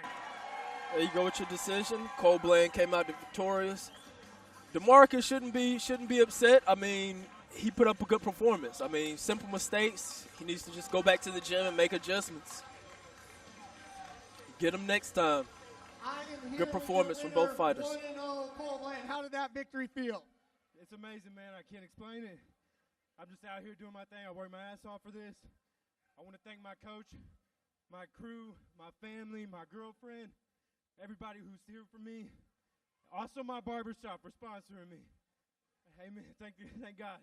So we were mentioning on the broadcast, very rarely do we get two guys that come in that are debut amateurs that are fighting at this high of level. You went against a reputable gym, SVG, Spartan Fitness out of Birmingham. Did he give you anything that you weren't expecting? No, like I said, man, he's a great opponent, but my team got me ready. I train with the best so I can come out here and fight with the best. Thank you. And at 1-0, going against such a high-level fighter like you did, what do you want to see next? Where do you want to go from here? What is next for you? I just want to keep pushing myself, and whatever comes, comes. I'm here for it. Thank you. Any idea when you want to get back in this cage again? I got to finish my semester of college, work out my butt off. I'm going to be a nurse one day, so I'm going to get ready and take care of other people, but I'll be in this cage soon. All right, give it up, 1-0, Cole RN. And there you are, Cole with the victory. Exciting fighter. Very exciting fighter. And we're going to take it to commercials here, guys. Hi, welcome to the Wing Guru. Can I take your order? What do you want? They got lemon pepper, or Guru Gold is good. Triple J is always fire. You're Jaron Jackson Jr. Yeah, bro. Mr. Jackson, your usual's ready. You have that Guru Ranch in here? I appreciate it. Thank you. I'll have the Triple J. And welcome back, Attitude MMA. That was a great fight. Cole Bland coming with a second round rear naked choke victory over Demarcus Mallory. Now, I'm kind of excited. Next fight, we got another two young prospects coming up, coming out of some very well-known gyms here in the area. Law School MMA versus Memphis Judo and Jiu-Jitsu. Yeah. Both top gyms in the area. We always know that Law School, they're bringing their guys prepared. As we saw earlier, Memphis Judo Jiu-Jitsu is bringing their guys prepared. You train at Law School. I train at Memphis. Budding rivalry right here. Yeah. I mean, I won't say budding rivalry. I train all places. Friendly rivalry. Friendly. Let's go to James Graham for the introductions. Ladies and gentlemen, our sixth bout this evening. We are ready. Welcome to the arena, Androlis Richardson.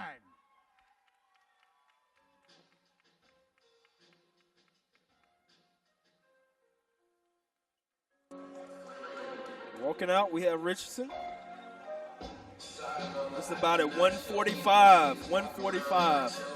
Tall for the weight class. 6'2", 145 tall for the weight class. Man, and then, as you would think, with that type of size, that striking could be his main element. I mean, you're a tall guy, you're a striker. Yeah. Hard to get inside those punchers, right? Yeah. Staying long, nice push kicks, nice jab. Just make it hard for him to walk in. Yeah, he had to.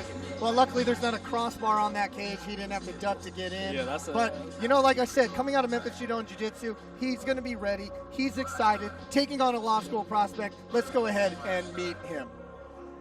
Memphis, Tennessee, welcome to the arena, Elijah Holt.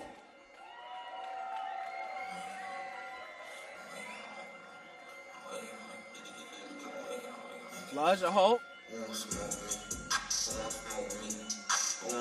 Law School MMA, Elijah Holt. Have you trained with this kid much? What can we expect out of him? Sledgehammer. I mean, he's a good all-around fighter, pretty green. He's hasn't been training for too long, but I mean, he has nice skill, and if he keeps his head on straight, he can go places. Elijah has never done, just talking to him, said he's never done a formal sport. Like, this is his first time doing, like any sport. He didn't do, like, basketball, football, anything like that. So, I mean, for him to start off fighting, it's something. Well, let's just say that takes some balls.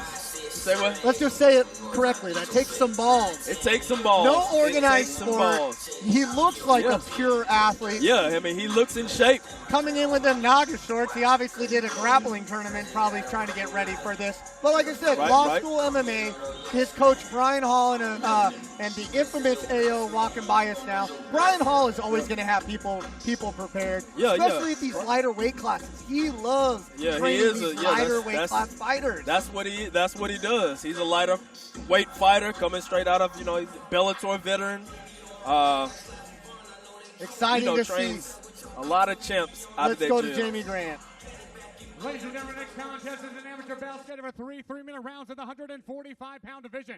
Introducing first, fighting out of the blue corner, a mixed martial artist making his Attitude MMA debut. Standing 6 feet 2 inches tall, weighing 145.6 pounds. Representing Memphis Judo and Jiu-Jitsu, fighting out of the Memphis, Tennessee. Give it up for Drawless Richardson! His adversary, ladies and gentlemen, standing across in the red corner. A mixed martial artist with one amateur bout, standing 5 feet 8 inches tall, weighing 146 pounds, fighting out of the Memphis 10 of Tennessee and representing Law School MMA. Give it up for Elijah, the Sledgehammer Holt. Third man in charge of the action, Mr. Chad Washburn. Here we go. Man, this is going to be fun. Bout number 6. I always love seeing young guys coming out of great gyms. We saw it in the last fight, and we're going to see it out of this fight. Looks like there's something a little bit wrong. The ref is making him put a little pre-wrap or tape over a cut. Let's get it on!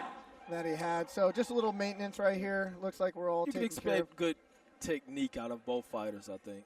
Yeah, but both are well prepared. Early, we might see that adrenaline right away, but usually when they settle in, then that training, I don't know. Out. Yeah, that training. These guys both have champs at the gym. It's like 3 undefeated professional fighters at Law School. Paul Kimball, got Danny Barlow. I mean, very relaxed. Both guys start off both jabbed each other. Yeah. Nice. Right off the bat. Nice 1-2. Oh, nice overhand. Uppercuts. Both well formed. Looks like Elijah's getting the best of the punching. Holt looks like he's setting down. He's countering and he's settling down into his punches a little bit better. Yeah. Richardson, though, does come back. Hits him 2 clean right hands. Yeah. Doesn't look like he had the power, though. Richardson is moving. He's moving. Has good head movement, but Elijah's waiting for him to come in and throwing. Which if you're the stronger one, that's what you can do. Take one to give one. And Richardson trying to invest in those leg kicks early, maybe stop Elijah from that power coming through. Right. That long frame, he's hitting him with that jab. That's probably about the 3rd jab he's hit him with now. And that's where Richardson can really take control is with that length. But when Richardson has long range, but he has to learn how to use it. Like you said, this is, first fights, you have to get used to your sides, to your opponents, and what to do. I mean, you don't know how you're going to perform in the fight. They're both locked up right now. Getting ready to set big knee. Richardson, big knee to the body. Holt didn't like that. He kind of made sure he doesn't take another one of those. Here's where we're going to settle in now. This is where we're going to see the training of these 2 great camps here in Memphis. And Richardson with the height, you want to use the clinch. You want to use the knees. You want to be long. You want to be long. There, using that range. Yeah, using the range. Glancing right. Holt kind of goes with the right, so it's kind of hard to catch him flush. Yeah, he definitely is rolling off those punches nicely. Right. Body lock. Look like he got the double under. He definitely does double under. The corner is calling for a trip, so looks like they're looking to take him down. There we go. That inside trip on demand from Coach Brian Hall. Elijah Holt. And that's one thing when you can listen to your coaches, that says something. That you're actually paying attention to what's going on. The adrenaline isn't taking over. He's playing rubber guard here. Really nothing here other than controlling posture. It looked like he was. Most people think he's trying to throw up a triangle, but both arms were in. So these are amateurs, so it's no elbows. They're calling the pass. That was kind of illegal, but the referee didn't see it. And he gets that pass fairly easy. Had to eat an up kick that was illegal, but gets the pass easily. Did not know you couldn't up kick on the ground like that. But the both fighters down. Fighter was down. Okay. Gotcha. Elijah Holt's knee was on the ground, and so it makes that up kick illegal at that point. Very entertaining first round. Great Both guys first settled line. in. Great first round. Looked like Elijah Holt landed the bigger shots. He got the takedown. Give that round to Elijah. He was controlling on the stand-up. More countering. He wasn't being proactive, which is what they were calling for in the corner. Richardson needs to use his distance. He's as you can see here, he's going to go forward in the punches. He doesn't have to go forward because he's so long. Yeah, he doesn't and he's have to leaning move a little forward. bit Yeah, right you there. don't have to do that. You're the longer fighter. If anything, just turn your shoulders and reach for him. And as you can see, Elijah Holt countered off that, hit him with a clean right hand, left hook, rocked him. Right. Being the stronger fighter, you just want to take one to give one. What does Trey Manley need to tell Richardson in his corner right now? Stay with your movement, but stop moving forward so much. They're looking to get him on the ground. They're looking to close the distance. Holt is stronger. He's throwing these bombs. You have to stay long. He has to stay long. All right, let's see if Richardson listens to the advice from another great striker in Trey Manley, who's his coach. So this is exciting. Not only two great camps, two awesome fighting head coaches. Round number 2, and we're off. Richardson again takes that center of the cage. Both hands high, looking good.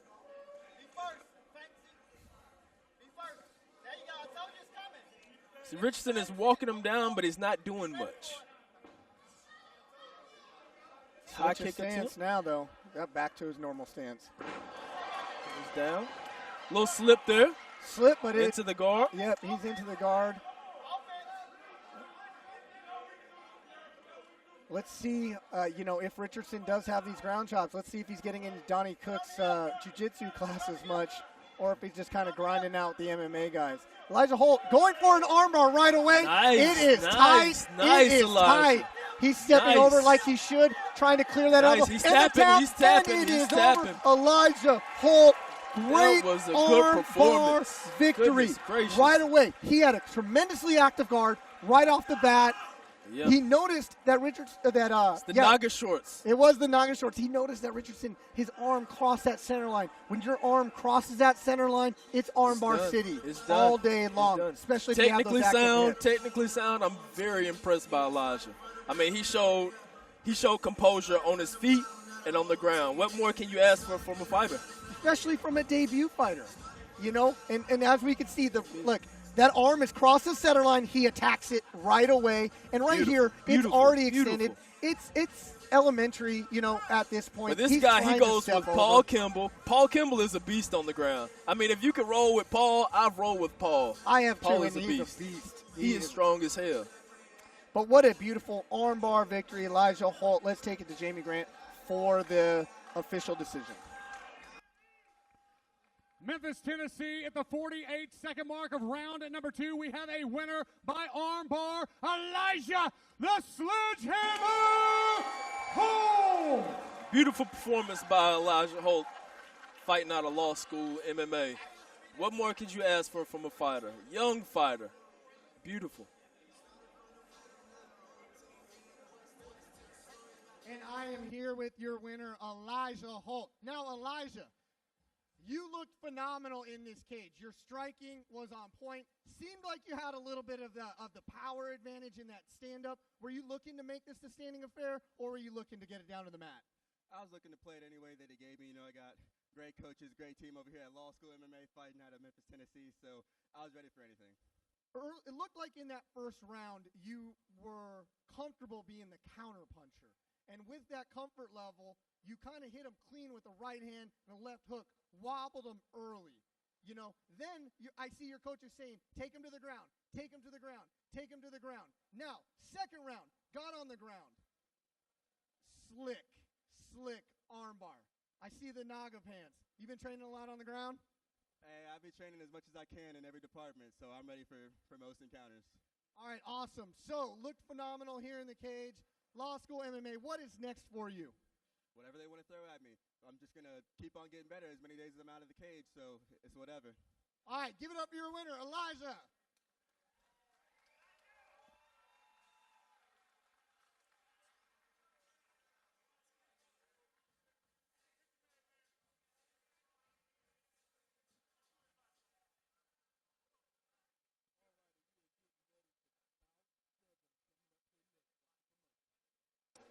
All righty, we're getting ready for bout 7 here next, coming up after commercial. Looking for some action? Online sports gambling is legal in Tennessee. Action247.com. Local, legal. A sportsbook by Tennesseans, for Tennesseans. Action 24/7. You got action. Looking for some action?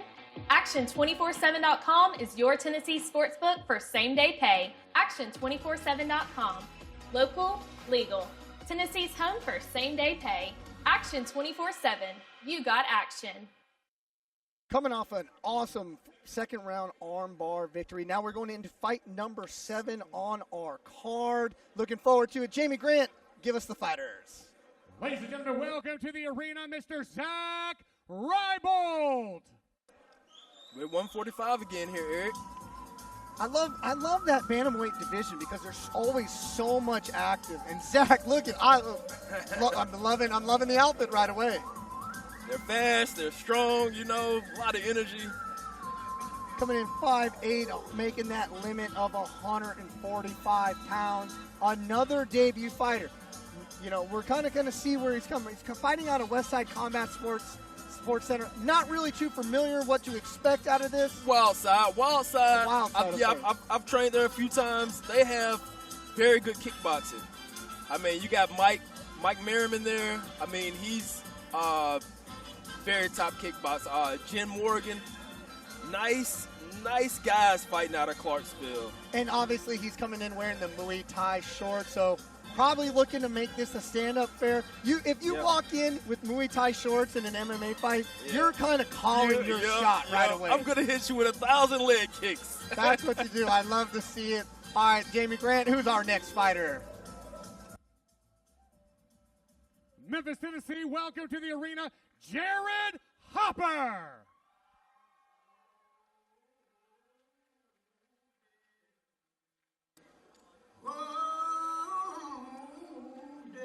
Walking out, you have Jared fighting out of Border Mixed Martial Arts. Now, his coach fought in a Waco tournament, which is, you know, the top kickboxing. Yeah, so they have strong kickboxing too.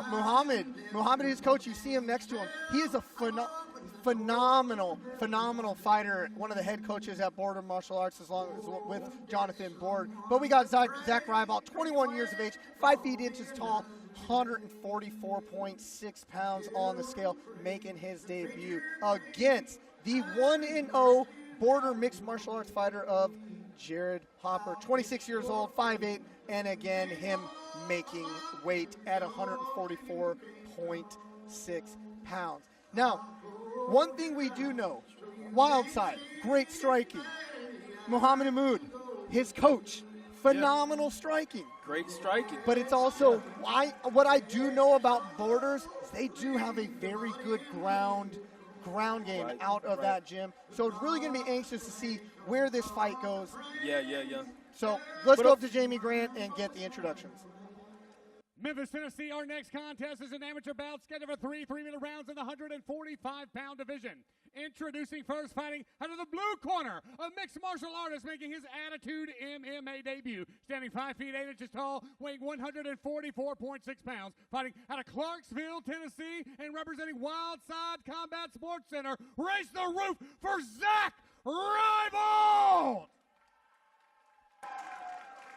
His adversary, ladies and gentlemen, standing across in the red corner, a mixed martial artist, undefeated with 1 victory, 1 knockout. 5 feet 8 inches tall, 144.6 pounds, representing Border Martial Arts and fighting out of Hollis Springs, Mississippi. Give it up for Jared, the showstopper, Hopper. Third man in charge of the action, Mr. Chad Washburn. Memphis, Tennessee, let's get it on. I just got a feeling this is going to be an exciting fight, man. Hey, listen, both guys coming from good gyms. I know striking is great at both gyms. Yeah. So let's see what we got here. Those border shorts are slight Muay Thai too now. Oy, right out the in, bat. Straight in. I would say that was a debut move right there. Zach Rybolt came in. He said, hey, listen, I'm closing the distance. That was a debut move. Jared Hooper really composed right here. He didn't, a lot of guys might spaz out when that happens earlier in their career. Zach needs to calm down. You know, he needs to relax, kind of fill him out a little bit. Oh, huge head kick, and it is all over. Nice hit. Zach Rybolt coming in, little reckless. Jared Hopper with the huge head kick. Yeah, that was a flash knockout. Nice flash knockout. That's Jumping what around happens. a little too much, hands down, moving around. You got to relax in there. You got to see what's coming. You bouncing around like that, hands everywhere, waving in the air. You really can't see what's coming. And you can see that he took that shot right off the face. Man, and here's the thing. Jared Hopper, it got a little spastic. He remained in control, saw that opening, huge high kick knockout. Look, here we go. Here's the replay. Throws a knee. I think it was off the break, too. Yep, right off the break, the boom, right nice there. karate kick, too. He just chambered it and popped right in the face. And as you can see, it came right off of a counter shot. Yeah.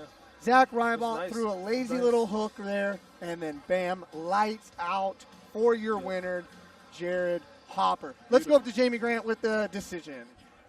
Fighters, bring it in. Fighters, bring it in. Bring it in.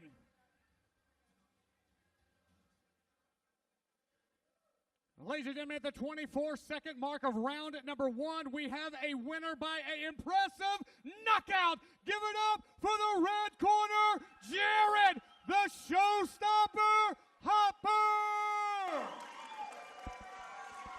There we are, first round, TKO. Jared Hopper, nice. He's ready. His last fight was by knockout. This guy's a knockout artist, seems like it. Are you not entertained? 2-0 now, Jared Hopper. How did that feel? Oh, man, that actually felt absolutely amazing. That felt amazing. That was 8 weeks of some hard-ass work, dude. So I'm glad I ended it that way. Now, we know your coach, Muhammad over here, is a great striker. Were you looking to keep this on the feet? Is this where you wanted to dictate your style? Look, man, over here at Border Martial Arts, we are national champs in kickboxing, baby. So that being said, no, actually, I wanted it to go down. I wanted to take it to the ground, but I know I'm one of the best in the world stand up, so, I just let go. Now, he came out very aggressive, dare I say maybe a little reckless right off the bat. You stayed really, really composed. Did it throw you off at all? Actually, I didn't think he was going to be that aggressive, but no, it didn't really throw me off. Awesome. So now you're 2-0 coming off a highlight reel head kick knockout. What is next for you? Line him up, knock him down, baby. Scotty, he says line him up, he will knock him down. Give it up for your winner, undefeated.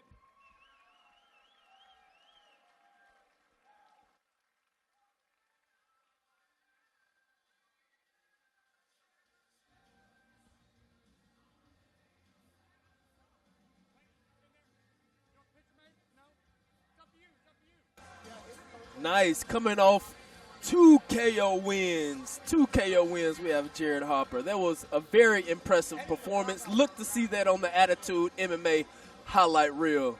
Now we're going into commercial.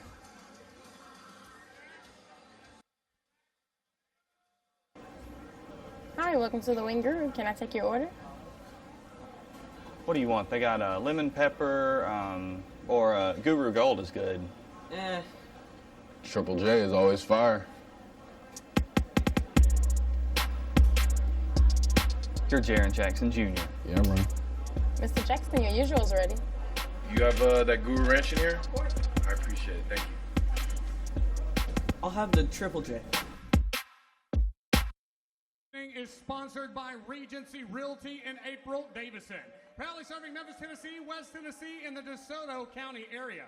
If you're in the market for a new home, April will help you find the home that is perfect for you. Give her a call anytime, night and day. I prefer 2 o'clock in the morning. 901-335-3794. Let April work for you. And we are getting set for fight number 8. Man, are you not entertained? Highlight reel head kick KO. It's always great to see. Willie Lee Henderson versus Zoba Salem. Let's go to Jamie Grant for the fighter introductions. Ladies and gentlemen, welcome to the arena, Willie Henderson. Eric, Willie the Rainmaker Henderson. The Rainmaker, 6'1", another 100. This is the second 45er that's 6'1" on this card.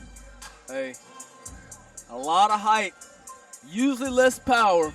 Let's see if he knows how to work his reach. Fighting out of Cape Girardeau. Powerful fitness, making the welterweight or the bantamweight limit 145 pounds. Man, we have Raiden coming out. Watch out now. He's gonna throw some lightning at somebody. Oh, he got lightning on the shorts too. Oh, does he? I didn't even see that. I think so. I like. That's one part about fighting. You got to be entertaining. People are gonna remember you. If you're not that good, you got to be entertaining. Well, it remains to be seen how good he really is. But he's coming out doing a little bit of the Muay Thai shuffle. He has the entertainment part down. Yeah. The Rainmaker, though. I love the nickname. Yeah, I like it. Let's see what it means. It's like dropping bombs, like Rainmaker. I don't. I always think of strip clubs. I'm expecting some dollars to fall down, baby. Making it rain. Maybe he's going to make it rain, dropping some bombs. You know, just from his entrance, looks like he's a striker, wants to keep it on the feet. You know, like I said, 4 victories in 9 bouts on the offside of a 500 victory. But you know what? We don't know the level of competition he's fought. He, obviously looks like he's in phenomenal shape. And with that range, somebody with a caliber, I don't know much about his coaches, but I know somebody of your caliber could really teach him to use that range. Yeah, he wants to keep it on that feet, yeah, as we saw in the previous fights. So what advice are you going to give a long-rangey guy that wants to keep it on the feet? Push kicks. You need to throw straight shots. These guys get in here trying to throw hooks and bombs. No, you stick to your 1-2 and your push kicks. You keep them back. You get them scared to come in. Once they're scared, you can just walk them down and pick them off, Eric. And let's meet his opponent. Memphis, Tennessee, welcome to the arena, Zoba Salem. Not just Zoba Salem, Zoba the King Zoba Salem. Fighting out of Rock City MMA, they are 1-0 tonight.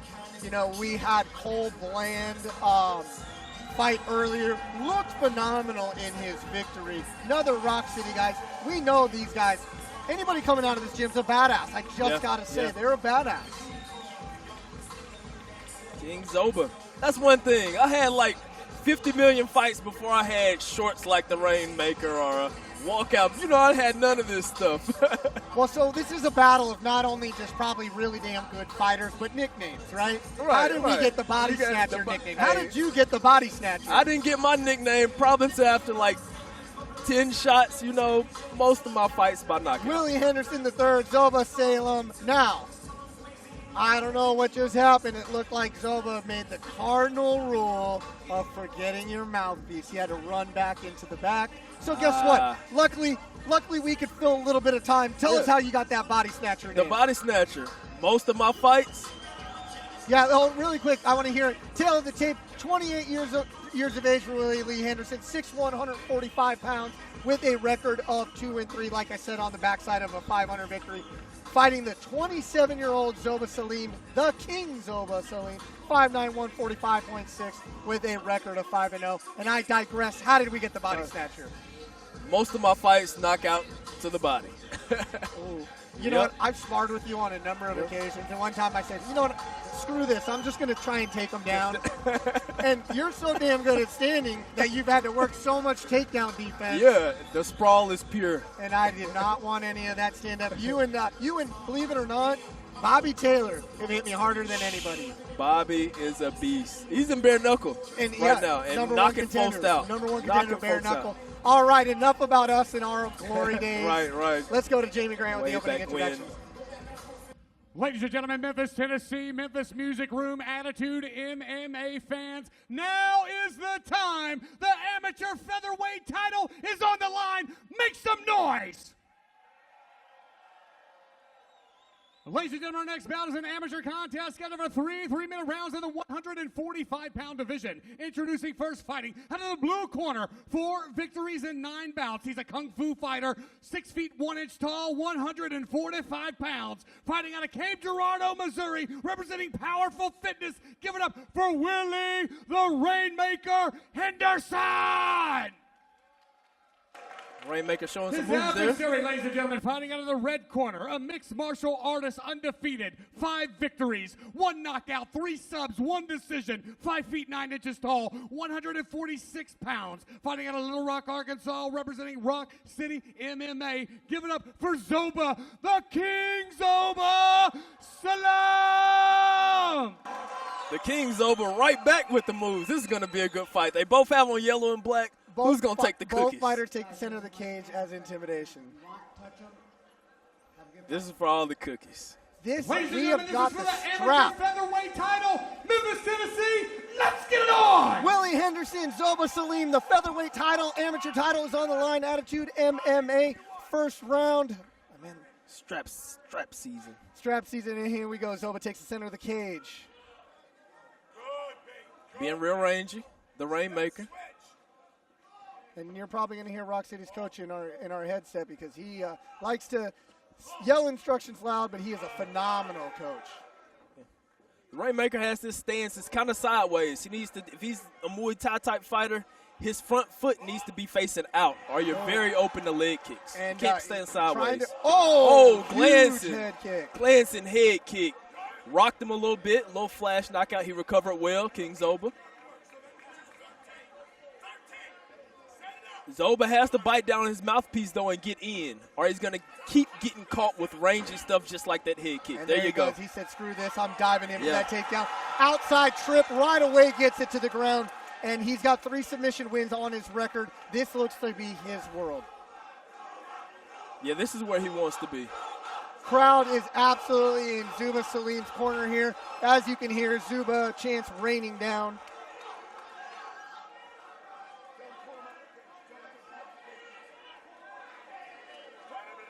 They're yelling for Zoba to get him off the cage.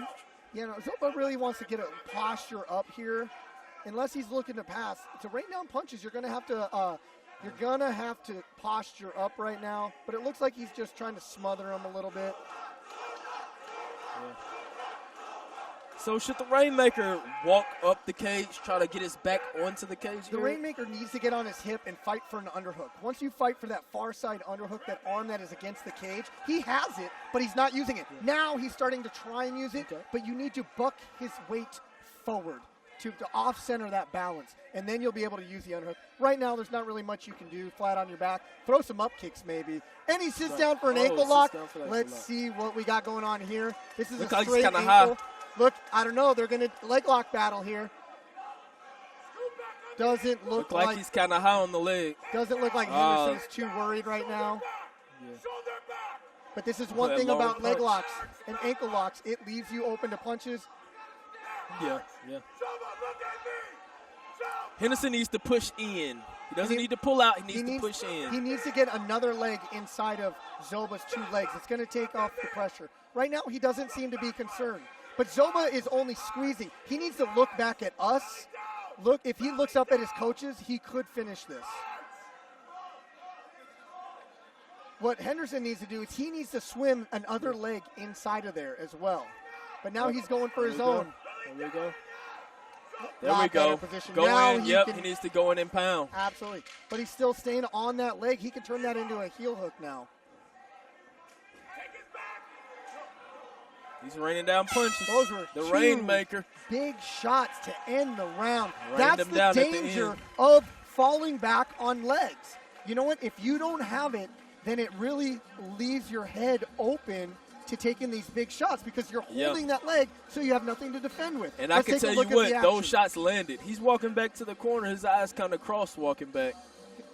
I think this is where we're going to see the glancing head kick. A good body shot, Zoba right there. But see, he's just too far. Boom, there we go. Great glancing shot. Now, it did land with the foot, not the shin. Shin might have been another story. Might have been night-night Irene. But as we did, they were gauging distance right away. Looks like Rock City coaches are really going to tell Zoba, hey, let's just settle in here. You know, don't play this range game. We're either all the way in or we're all the way out. Yes, to Mike Tyson it. Walk in, stay low, and make them think about it.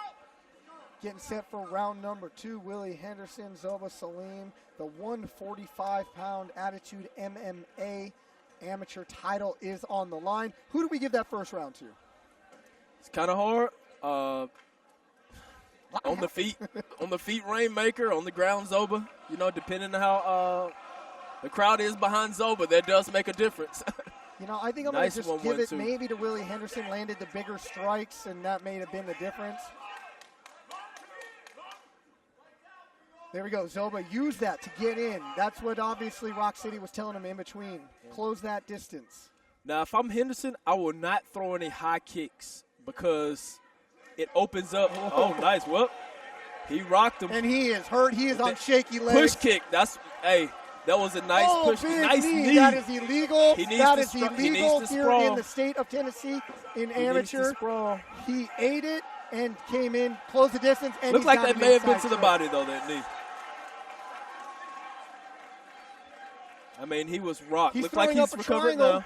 Both arms are still in. It's going to be hard to finish here, but with a big squeeze, he can do it. If that arm comes out, Zoba is in a lot of trouble. Needs to cross that arm over his chest. But one arm is still in. It's getting tighter, though. He's coming up. He could throw a lot of elbow. Actually, amateur, you cannot throw elbows. This is looking bad. He needs to sprawl out. There we go. Willie needed to just clear the distance. The Rainmaker is raining down punches. He is raining them down. Nice head kick. He is pouring it on. He needs to keep his range because Zoba is going to look to grab him. Zoba's mouth is leaking with blood. What a fight we have on our hands here. Willie Henderson looking to walk him down. Maybe that another front kick to the face looked like it could be open right now. Zoba still looks like he is not with us. Yeah, he needs to keep jab. The Rainmaker needs to keep pumping that jab. Just keep pumping it. Because he's letting him recover right now. And do you think that's a notion of like Willie kind of emptying the tank a little too early? Yeah, but you should have enough in the tank for a jab, in my opinion. Right. Just to keep him thinking, you know, you can't walk up on me. He's throwing all these head kicks. He needs to use more hands and keep his distance. A nice sprawl. That was kind of a desperate attempt from Zoba. Trying to take the back here. He may be able to do it. Willie gave up the underhook. Now good. Got his back against the cage. That gave him a little bit of time to not get that back taken. This is a grueling match. Legs are very wide. Going to be hard to clasp those hands together. I believe Zoba is 5-0, right? Undefeated. And he gets it to the ground. And reverse right away, straight in the mount. Heavy punches coming down. Zoba, high guard. Wow, what that was round. Great round. I don't want to say anything, but you said you should give up throwing the high kick. He throws the high front kick, it, but you did and it landed. You did the say, push kick. You said throw a lot of teeps. Yeah, the teeps straight up the middle. That straight kick came straight up the middle into the face, and it changed the complexion of this fight. It did. You know, this is right after that push kick. Right on the ground. Zoba trying to get up, eating heavy shots, big knees, nicely blocked. But, you know, I don't care if you are blocking them. It is impact. You do feel especially when you're rocked. Yeah, he's already rocked. His eyes are crossed. I mean, even if he's punching him on the glove, he is feeling it. He is feeling it. Now, this is where judges have a determination. Yeah. Is this was that a 10-8 round? Probably not. I don't know. I mean, Zoba did get – no, he didn't get a takedown. It could have been a 10-8 round. It's either 1-1, 2-0. One could have been a 10-8. Who knows? Third and final round. Memphis, Willie Henderson. Third and final round. Here we go. Zoba Salem for the 145-pound strap. Let's go. So should he start off with high kicks or not? Front kicks. Front kick. You don't want to get taken down. He is a little wobbly still. I don't know if he still has the cobwebs Nice. or fatigue. These are mean body kicks coming in. He is wobbly. Zoba is wobbly. These body kicks at the open stance. He needs. Yeah. Rainmaker seems a lot more fresh. I mean, he wants it. And he's going for that leg again. Taking it, using it advantage, go for a single leg. Rainmaker needs to sprawl out here. Sprawl out, maybe grab this far side ankle like he is. It's going to inhibit Zoba for coming, turning that angle just like that. And now Willie gets side control. 1 minute into our third and final round. Willie needs to switch his hip. He needs to switch his hips. Yeah, replace. And get up. He needs to replace one of those arms with the other underhook. His underhook is on his awkward side, so he really can't do anything here except maintain the position. There's no strikes really. That Maybe that's what he wants to do. I mean, he is tired. His eyes But look, are crossed. he's switching the underhook just like we said. Now he can posture up and start throwing punches if he wants. Zoba looking to recover guard.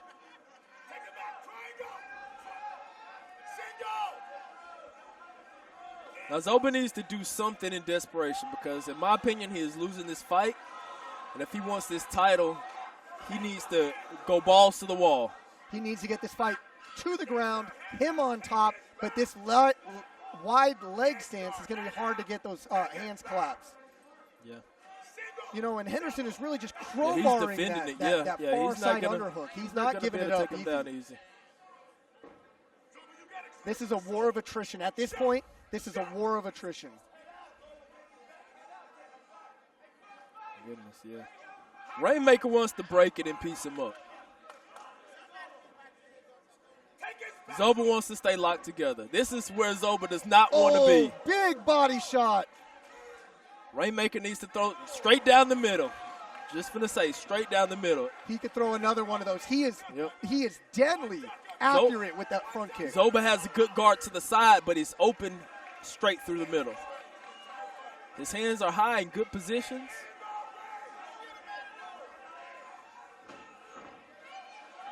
Those takedowns are not coming like they did in the first round. Yeah.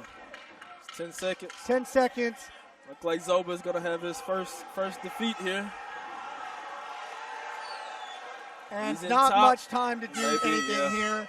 That was an excellent fight. Excellent Willie fight. Henderson, King Zoba Salem. That fight turned on that first push kick to the face in that second round. It was all Willie Henderson from there. First push kick. Before that, the round kick, head kick. That rocked him too. I mean, he was rocked multiple times every round. Rainmaker made a statement tonight with a losing record, and he takes out the undefeated fighter. King Zoba. Well, we can't say yet. Look at this. That's crowbar. He said, "You're not taking me down. I'm going to use this. I'm going to create space right here." And then, is this a push kick? No, this is round kick. Just a body kick. He invested in that body. Yes. And that may be where the fatigue came. You said it early in that second round. He is eating that body up. Eating him up. There he is, untouched, the Rainmaker. The Rainmaker still looking good. Still looking to fresh. move to a 500 record, still looking fresh as he walked in the cage. He is in phenomenal shape. Yeah, to he's keep in good shape. That level That was a good pace. That level of output to still be jumping around like that. Yeah. He's excited. Doctors are in the cage looking at the lightning. Zoba. And let's go to Jamie Grant for the decision in our 145-pound title fight. Actually, they're still tallying the score, waiting on the scorecards. Looks like Jamie Grant does have it. Let's go to him now.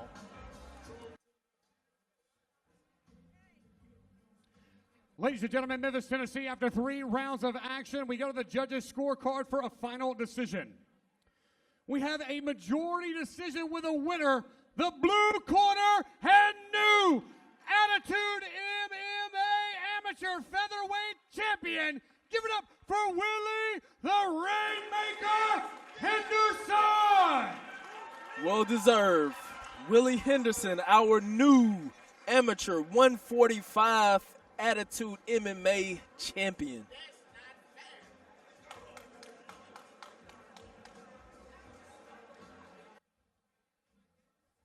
I am here with and new Willie Henderson. What a performance! How do you feel after just a dog fight in there? I feel great. Thank you everybody for coming out. My first time being in Memphis. I'm going home with a belt. Everybody, if you're here right now and if you're watching this, subscribe to my YouTube channel and follow me on Instagram.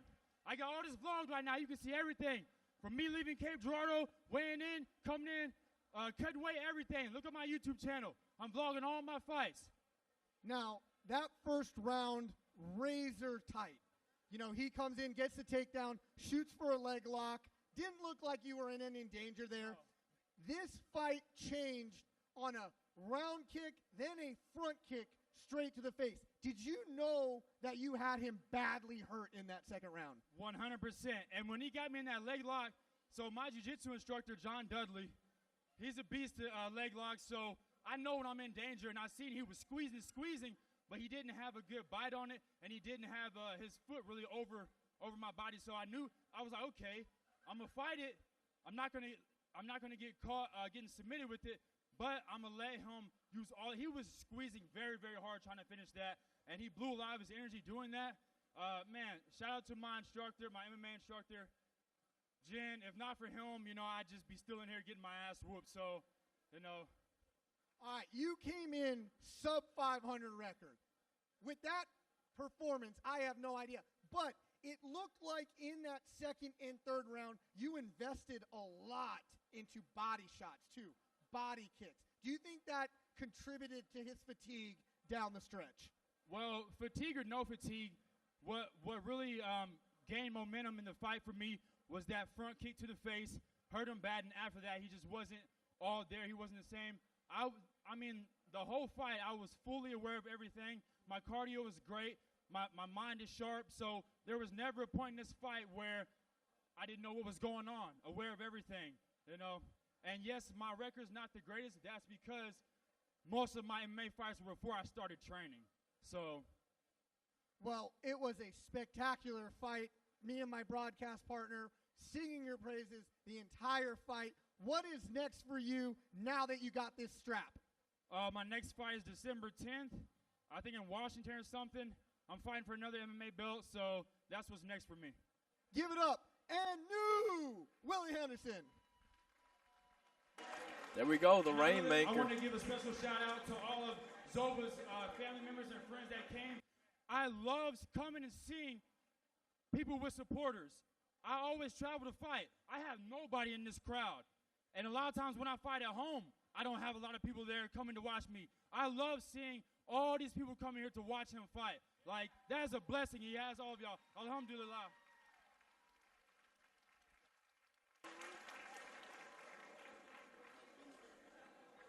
The Rainmaker, our new champion. Look here, next we have, going into our main card, Jesse, the Adrenaline Parker, against Keion, the Alpha Lucas. Actually, the decision on that belt was a unanimous decision. It was not a majority decision. It was unanimous. So our winner, give it up again for Mr. Willie, the Rainmaker Henderson. Alrighty, we're finna go into intermission. But first, we have solo Hatley against Brandon Gaitor, 145 title fight. You don't want to miss this. I'll tell you what, guys, 15-minute intermission before we kick off our pro card. Time to get a drink, refill your glass, grab a bite to eat.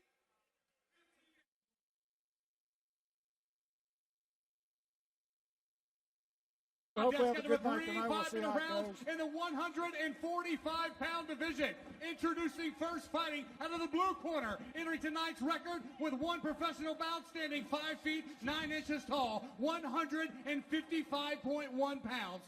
Representing First Church Baptist BJJ and fighting out of Malvern, Arkansas. Give it up for Dowell, the Black Bomber Henderson!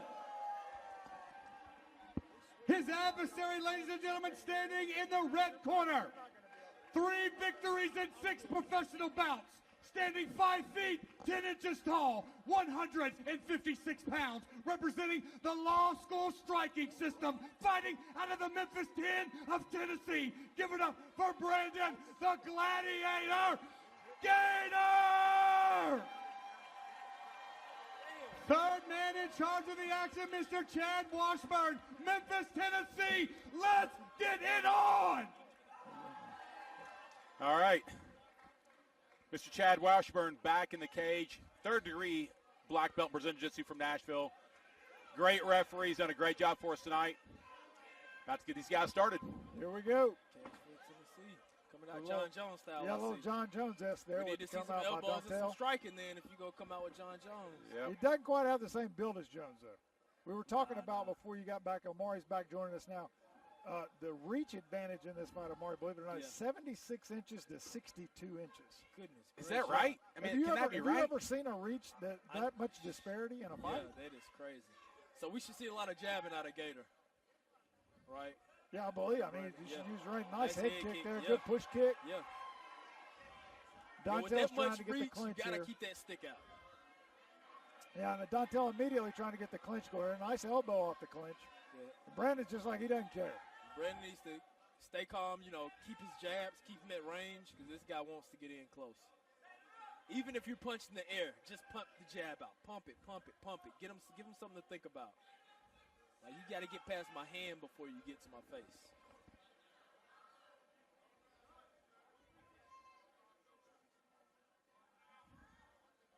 Going through a little feeling out here now after the initial strikes. Yeah, both guys just a lot of little feints here. Oh, there you go. That's all Brandon has to do. He just has to keep that stick in his face. Oh, another nice push kick.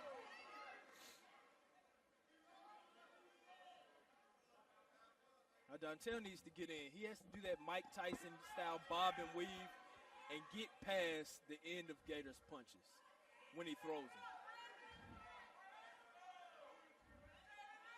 Both fighters' hands pretty low. As you know, I'm not a fan of it. yeah, I think the basics should always be in play, man. Hands up, chin Especially down. at the beginning like this when it's unpredictable. You really don't know the other guy. And the guy's got full power. He's not tired. He's got full power, too. Oh. Oh, nice right. Dontel is looking away from the punches, which is a big no-no. Tall tale sign that you don't like to get hit, pretty much. Yes, yes. He's anticipating the kicks, trying to catch him. He really doesn't, he doesn't like to get hit. And with that, if I'm Gaitor, I'll feint to the body and go to the head.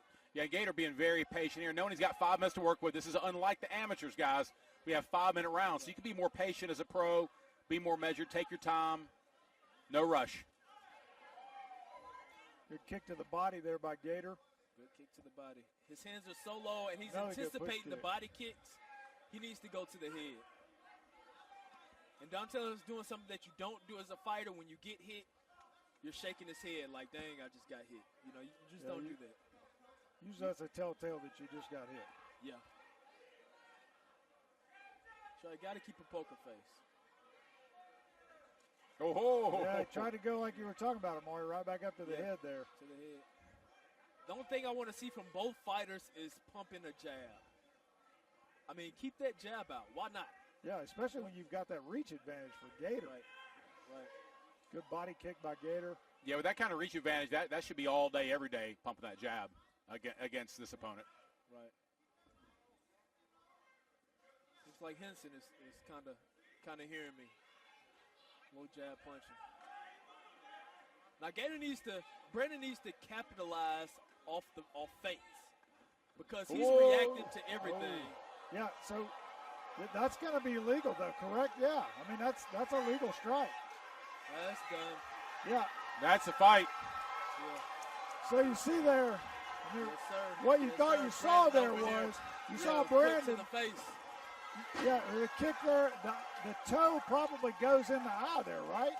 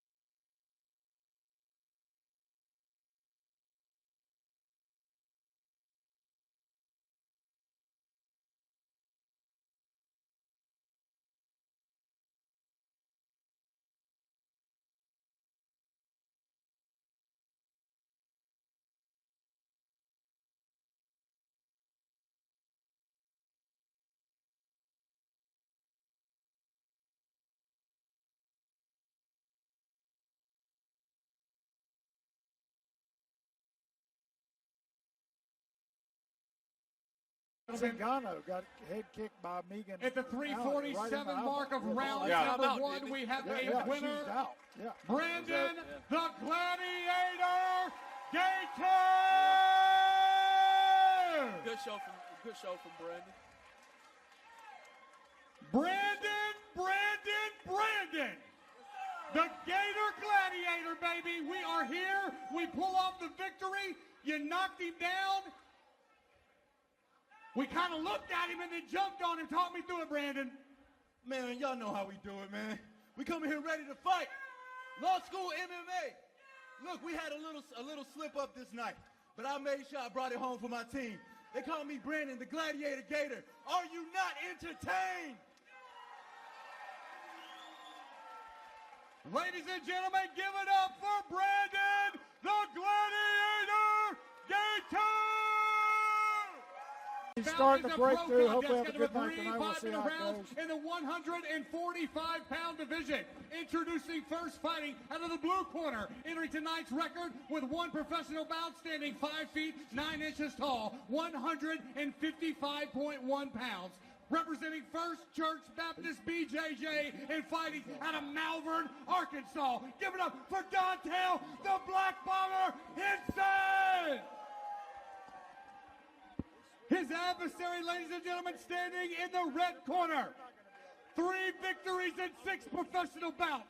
Standing 5 feet, 10 inches tall, 156 pounds, representing the law school striking system, fighting out of the Memphis 10 of Tennessee. Give it up for Brandon, the Gladiator Gaitor! Third man in charge of the action, Mr. Chad Washburn, Memphis, Tennessee. Let's get it on! All right. Mr. Chad Washburn back in the cage. 3rd degree black belt Brazilian Jiu-Jitsu from Nashville.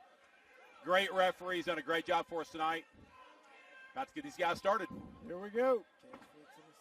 Coming out John Jones style. Yeah, a little John Jones-esque there. We need to see some elbows and some striking then if you go come out with John Jones. Yep. He doesn't quite have the same build as Jones, though. We were talking about before you got back. Omari's back joining us now. The reach advantage in this fight, Omari, believe it or not, is 76 inches to 62 inches. Goodness. Is that right? I mean, can that be right? Have you ever seen a reach that much disparity in a fight? Yeah, that is crazy. So we should see a lot of jabbing out of Gaitor, right? Yeah, I believe. I mean, you should use right. Nice head kick there. Yeah. Good push kick. Yeah.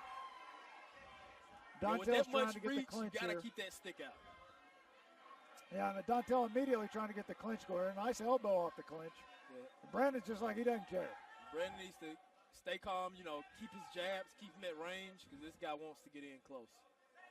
Even if you're punching the air, just pump the jab out. Pump it, pump it, pump it. Give him something to think about. Like, you got to get past my hand before you get to my face.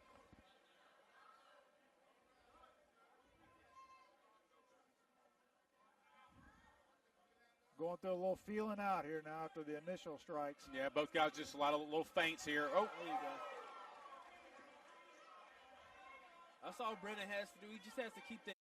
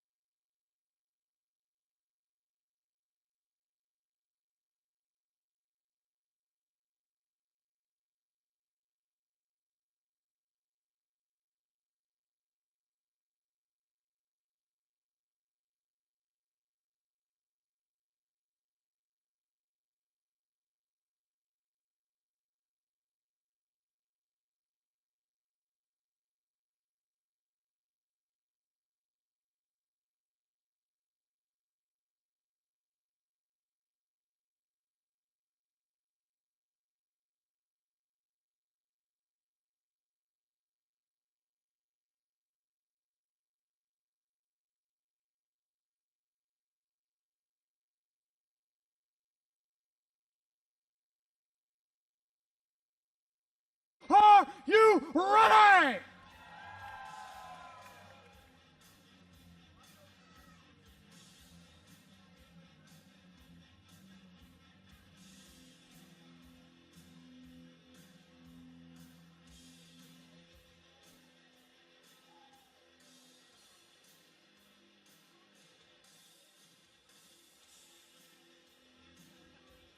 Ladies and gentlemen, 2 minutes, 2 minutes. I need all officials cage side, please. All officials cage side. We're 2 minutes from showtime.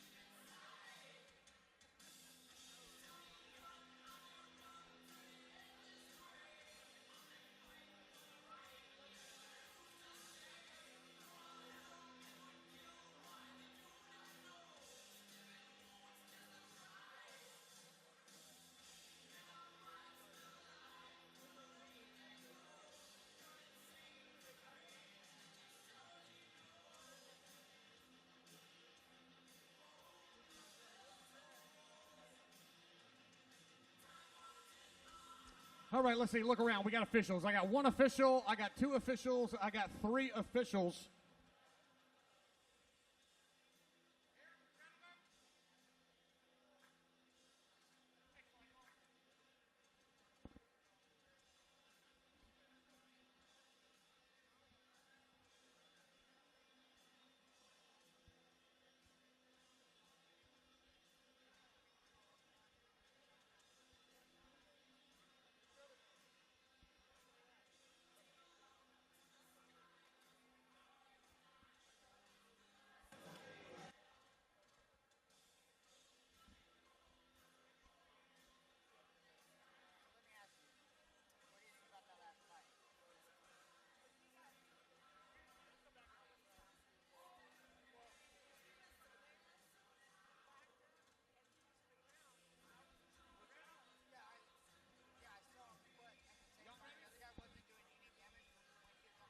All right, ladies and gentlemen, here we go. Ladies and gentlemen, our first pro bout of the night is brought to you by Rock and Roll Sushi, located just about anywhere you are located in the Memphis area. Check them out for all the top rolls, the Elvis roll, the GNR, the Red Hot Chili Pepper. They've got all the sushi you need to make you fat and happy. Go see them at 2886 Wolf Chase Parkway. Rock and Roll Sushi.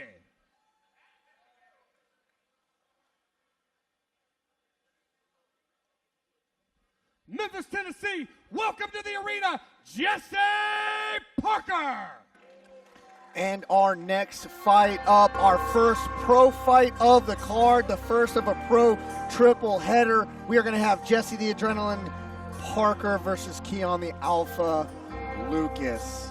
Now getting set, ready to make his way to the cage, Jesse Parker. If you're a fan of mixed martial arts anywhere here in this Memphis or Mid-South area, you have heard the name Jesse the Adrenaline Parker. Yeah, Jesse, one of the most exciting fighters, hands down, in the area.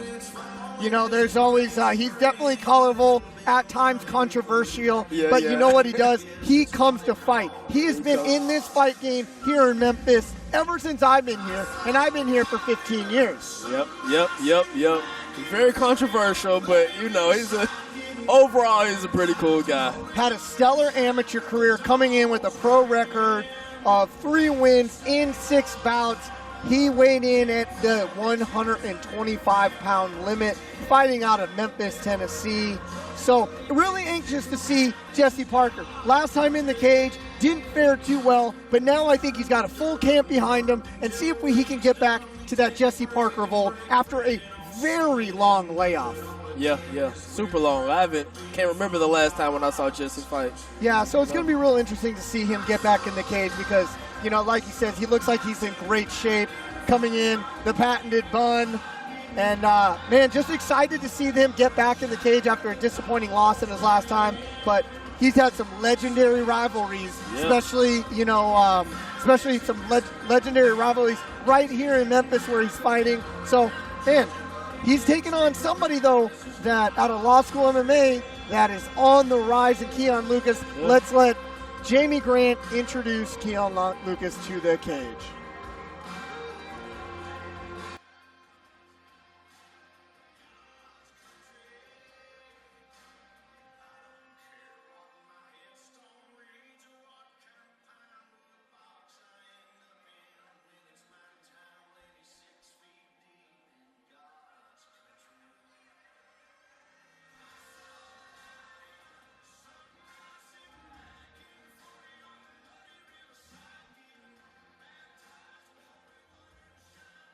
Ladies and gentlemen, welcome to the arena at this time, Keion Lucas. Another law school product on his way to the cage. Law school looking to go 3-0 tonight. Camp of Champs looking to add another victory. Keion, the Alpha Lucas, great amateur career, now undefeated as a pro. He's got the swagger. He looks like he's got the special sauce. Entertainment. Great. 1-0 as a pro. Yeah. We're in the new pro, still, you know, a bit to learn, but he's willing to put in the work. Keion puts in the work, and it shows.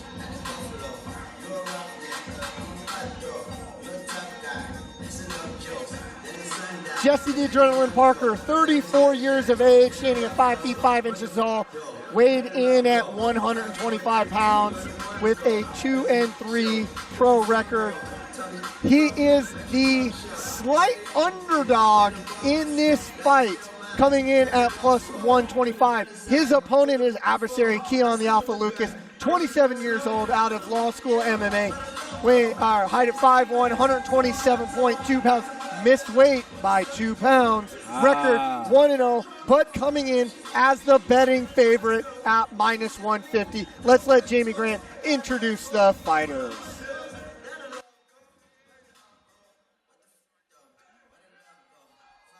Ladies and gentlemen, our next bout is a pro contest scheduled with 3 5-minute rounds in the 125-pound division. Introducing first, fighting out of the blue corner, a mixed martial artist with 3 wins and 6 bouts, standing 5 feet 5 inches tall, weighing 125 pounds. Fighting out of the Memphis, Tennessee, and representing all hard jiu-jitsu and MMA. Give it up for Jesse the Adrenaline Parker!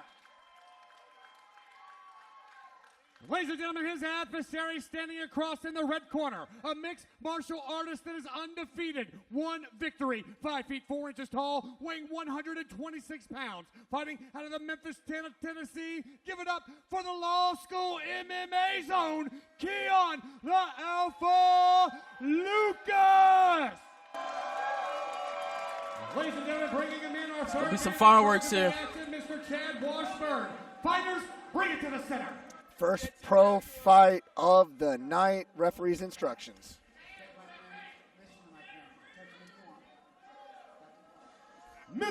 No touch of gloves there. Let's go. That's the Jesse Parker I know. That's the Jesse Parker I know. No touch of gloves, but Keion the Alpha Lucas, and it ain't going to face him, especially out of training out of law school MMA. These guys are prepped and ready for anything. Brian Hall already saying keep it on the feet. He don't want to strike. Let's see what Keion Lucas does coming out here. Jesse closing the distance right away. Nice and Keion. Good punches. Hey, you see he pressure. Yep, nice leg kick. Have an open stance. Keion's go southpaw. Now you got to watch these leg kicks, man. They build up. They add up. Yeah, they do add up. Keion Lucas looking like just a brick wall out there. Yeah. Look at Keion's arms. They are so long, so much reach. Even though he's the shorter fighter, I guarantee he has the more reach. Yeah, he's got one of those unique bodies, shall we say. Both locked up with each other.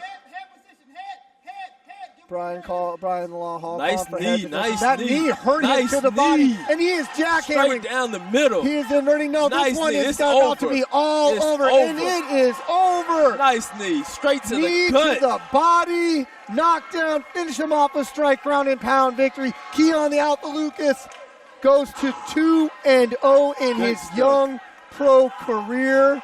Jesse the Adrenaline Parker comes out on the wrong side of the defeat tonight. Looks to be okay, but man, what an impressive performance. You get hit with that liver shot, you just drop unconsciously. I mean, you don't even think about it. It's just like your body shuts down, man. You get hit with a nice gut shot like that. Yeah, I know. You've done it to me. You know I love you, Ed. Oh, man. You know that's how I love. That was a lovely. Yeah, there we go. You're going easy on me. But look at this. This was right after the knee, and there's just these jackhammer shots coming down. Originally looked like Jesse wanted to invert really quick, and then he just said, man, the onslaught is just too much. I got to cover up. And, that's all she wrote. Hard shots. Man, Keion Lucas, ever since making the switch to law school MMA, maybe in the last fight or two of his amateur career, now 2-0 as a pro, he looks unstoppable. He's transformed. I mean, but he's in the gym every day. Keion, if no one's there, Keion is there. There we go. Let's go up to Jamie Grant for the decision.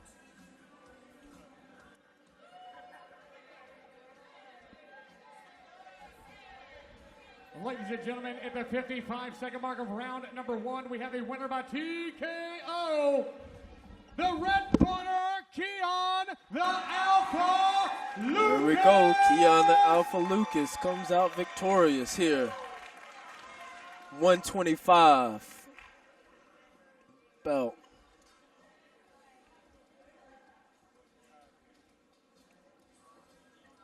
I am here 2-0 as a pro. Keion Lucas, how does that feel? Man, it feels wonderful. I just love this sport so much, man. I really do. And I'm just thankful to be here and give it my all. Come here. You know here. Everybody, I don't know if you know this, but this is my uncle, Kingston Briscoe. He's been with me since day one. He was the main one that got me into MMA. And I'm so thankful and blessed for him to be by my side. And I want to say thank you to the Law himself, Brian Law. I thank everybody. I thank AO. I thank everybody, all the fight fans. My mom, God himself, the big man upstairs. I thank everybody for coming out here. And I always put in the hard work no matter what. So early in that round, you guys exchanged some punches. You were throwing the crisper, straighter punches. It got to the cage, and you looked like you hit him with a well-placed knee to the liver, which dropped him. On top, ground and pound, vicious victory. Now, I got to say, we mentioned your coaches here, but at the tail end of your amateur career and now going into your pro career, it seems like you have taken a whole new level up, especially training with Brian Hall and the Killers in that gym. You know, what do you got to say? Is this a new, just higher level of training that you're getting now? Oh, absolutely. Yes, sir. Ever since I got to law school MMA, my level has been changing nonstop. I keep putting in hard work day in, day out. I don't care if I have to be late, the first one in or the last one in. I still get in the hard work. I'm going to keep going. I'm going to keep grinding. I want to get to the top. I want one championship. I want Bellator, UFC. I want Demarcus Johnson. I want to fight the best and become the great. That's who I want. And everybody, I keep saying this non-stop. Stop sleeping on the flyweights. The flyweights can fight. We put our heart and soul into this. Straight up, non-stop, big up Jamaica. Well, with that type of energy, that type of performance, looks like you are going to the top. 2-0, Keion Lucas. There we go. Keion Lucas comes out victorious, showing off in the ring, showing some skill there. Good sportsmanship. Ladies and gentlemen, before we exit here, we've got some words from Mr. Jesse. Hey, is this thing on? I don't know. Sorry, man, I've been doing this shit for probably about since I was 19, 20, whatever, and have a hell of a career local. Obviously, didn't make it big. That's all right. But had I had a 20-5 amateur career, won 4 or 5 amateur belts.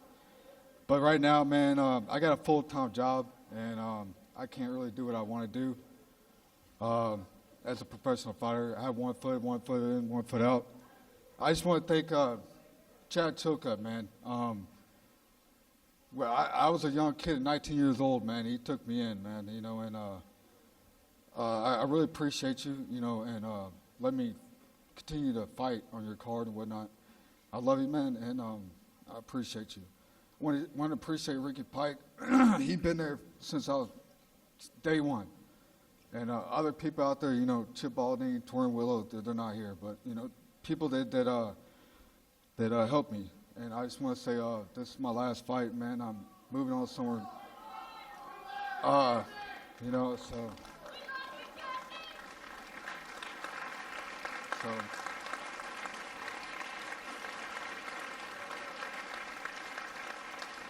you know, I can only take it so far, man. I'm 34, man. I want to start a family with I got my beautiful girlfriend over there somewhere. I don't know where she's at, but she's beautiful. Yeah, so my mom, my dad's here. I thank y'all for coming. I thank all the fans, man. I heard a fighter back there earlier talk about fans, man. I appreciate all y'all, man. I love y'all, and this is it, man. Thank you. Ladies and gentlemen, give it up for Jesse Parker!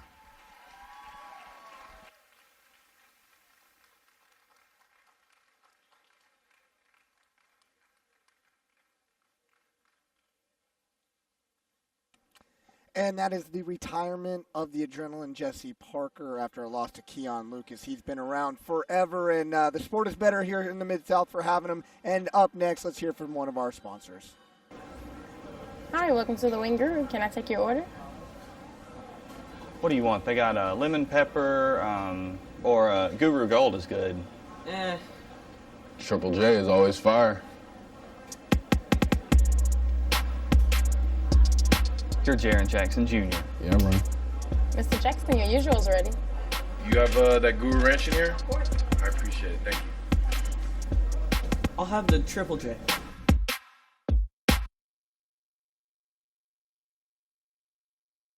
Are back.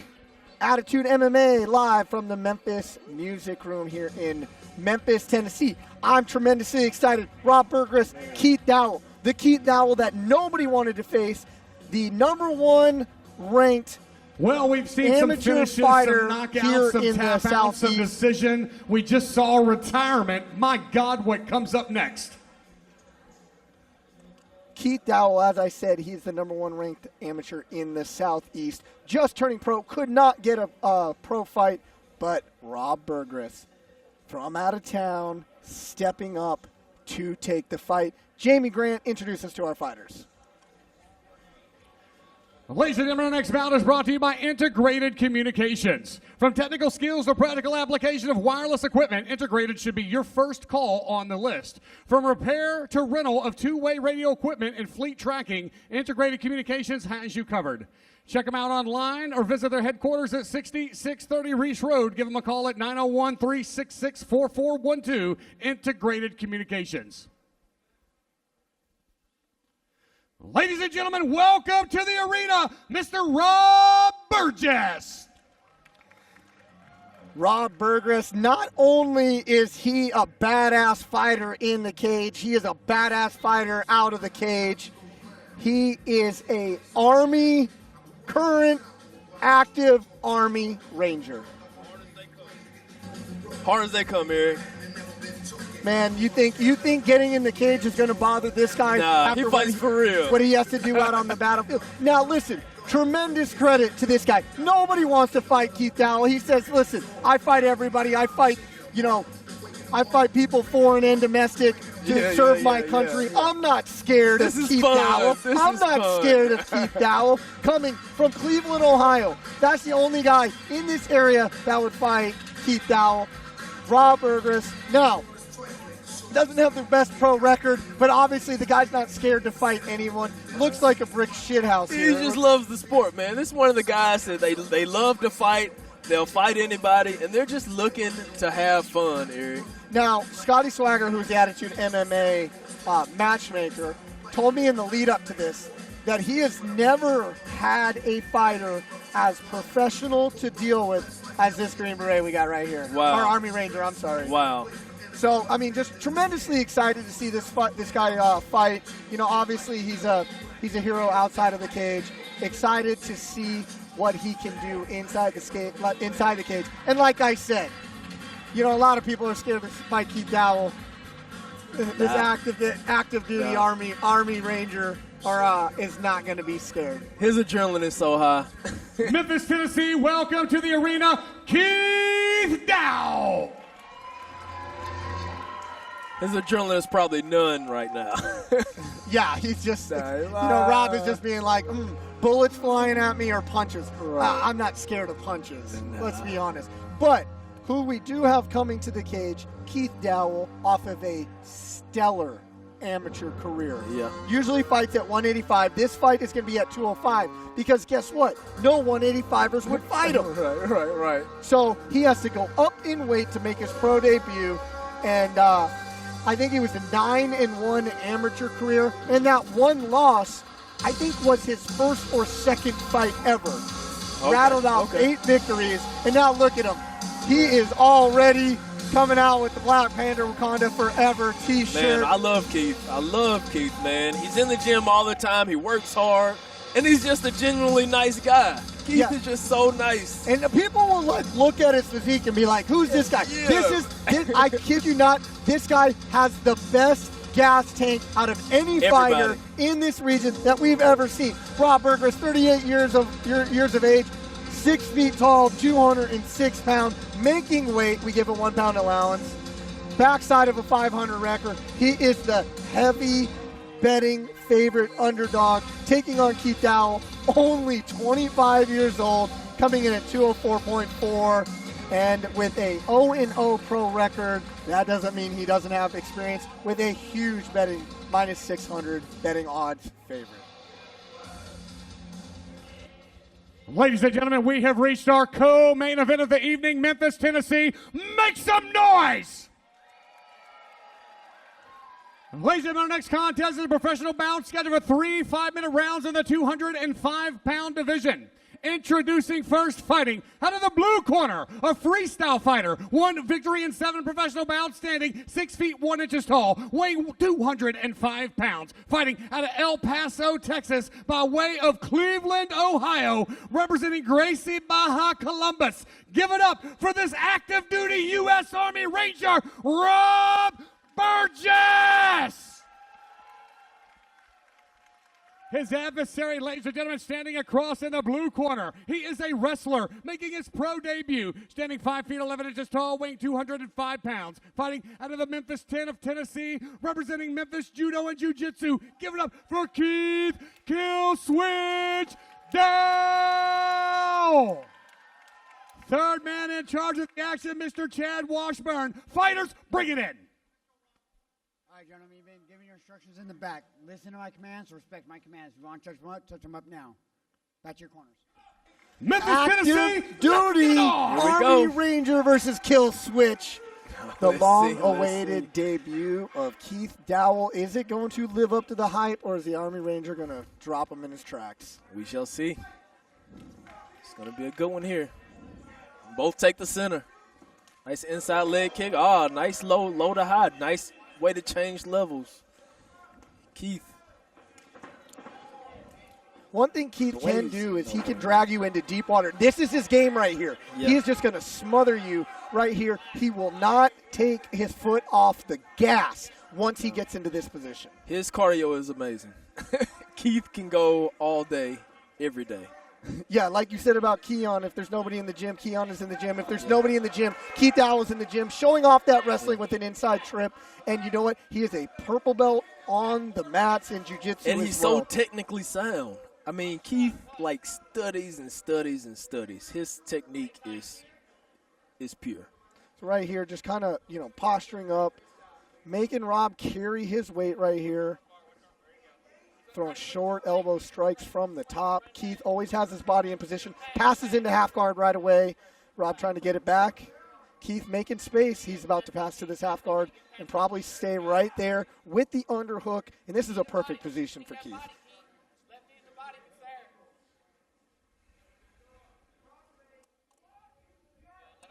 This is professional, so he can throw elbows, correct? Yeah, absolutely. I would like to see Keith maybe post up with that left hand and drop an elbow, like a post bow, you know? Yep. Right, just on cue. Like that. Yep. But this is just Keith. This is Keith all day. He's not going to let you get up in this position. And if you do, he's going to try and put you right back down. And this is the type of Keith this is a warm-up for him. Smother, yeah. I like to see more. See, his elbow is already pretty much on his face. All you need is like 2 or 3 inches of space for an elbow and just rain it down. Doesn't take much. Now, probably somebody for Keith making his pro debut, he's got to change his mindset into throwing these elbows. Yeah, yeah. Rob gotten on his hip, getting up. Let's see if he's going to use that wall. He's going to use that wall to drag walk. Him right back down, probably. Keith just riding really high.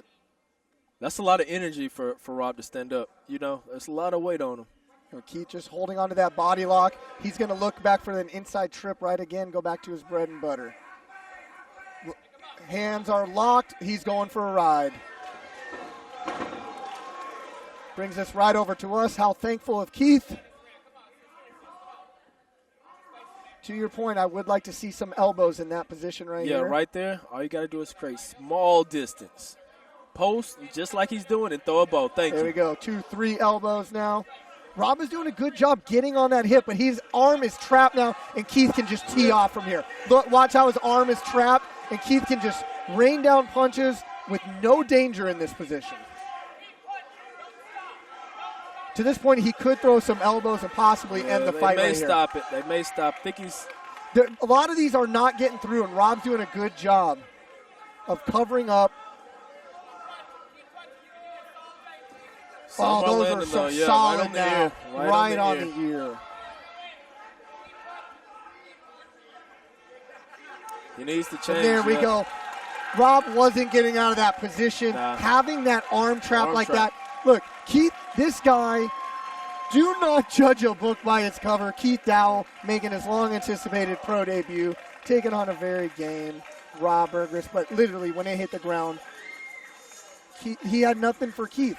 But Keith, did you see that high kick he threw off the bat too? Yeah. Pretty impressive. Wouldn't have called that. Definitely not. I thought he was going to close the distance.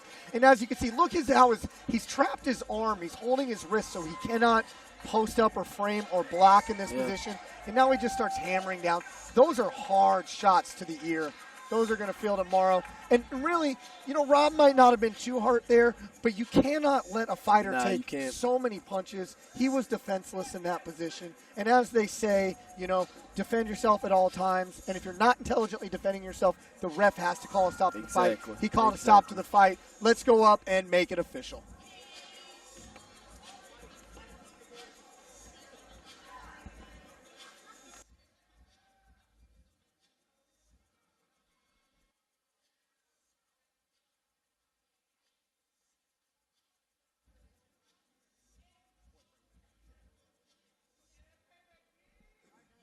Ladies and gentlemen, Memphis, Tennessee. At the 3-minute, 23-second mark of round number 1, we have a winner by TKO. The red corner, Keith "Kill Switch" Dowell.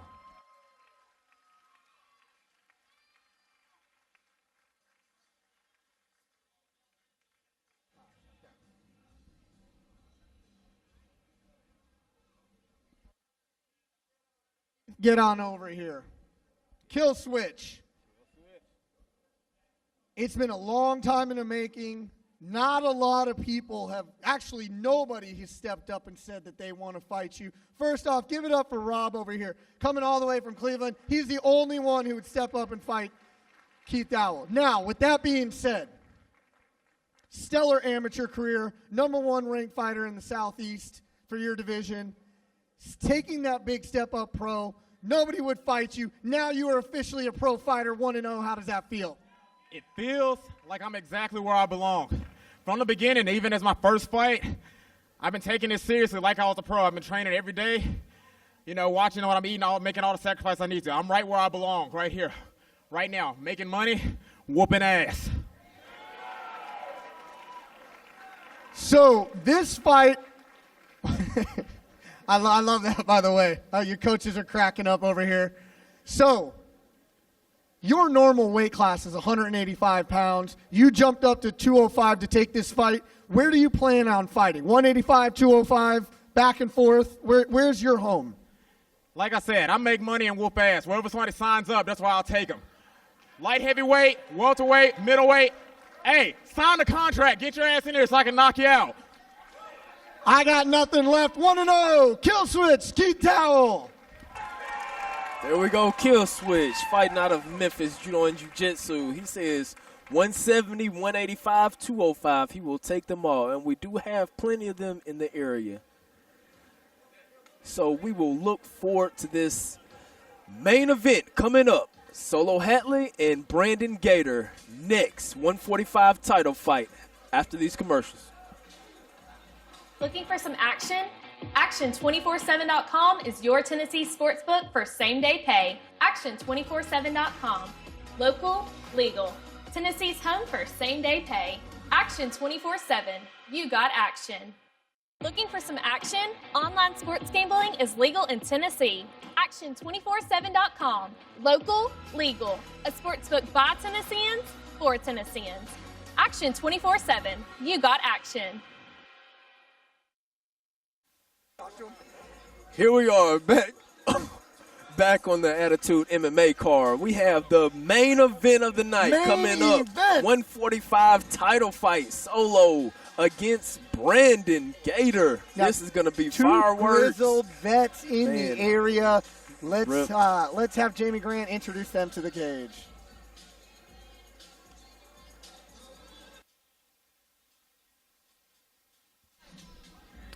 Ladies and gentlemen, Attitude MMA would like to thank all of our sponsors, Rock and Roll Sushi, Regency, Integrated Communication, Action 24/7, Quality Tire and Service. And ladies and gentlemen, we would like to thank our newest sponsor for jumping on board and sponsoring our main event tonight, The Wing Guru, for being a part of the Attitude family and also being a part of the Memphis community. We'd like to thank Mr. Billy Richmond for being in the house and sponsoring Attitude MMA. Give it up for The Wing Guru!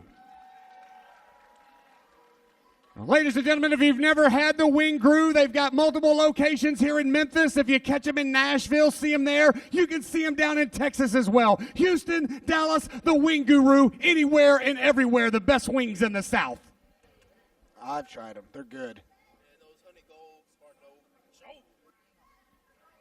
Those honey goals are no joke. Memphis, Tennessee, are you ready for your main event? I said, Memphis, Tennessee, are you ready? Welcome to the arena, Solo Hatley Jr.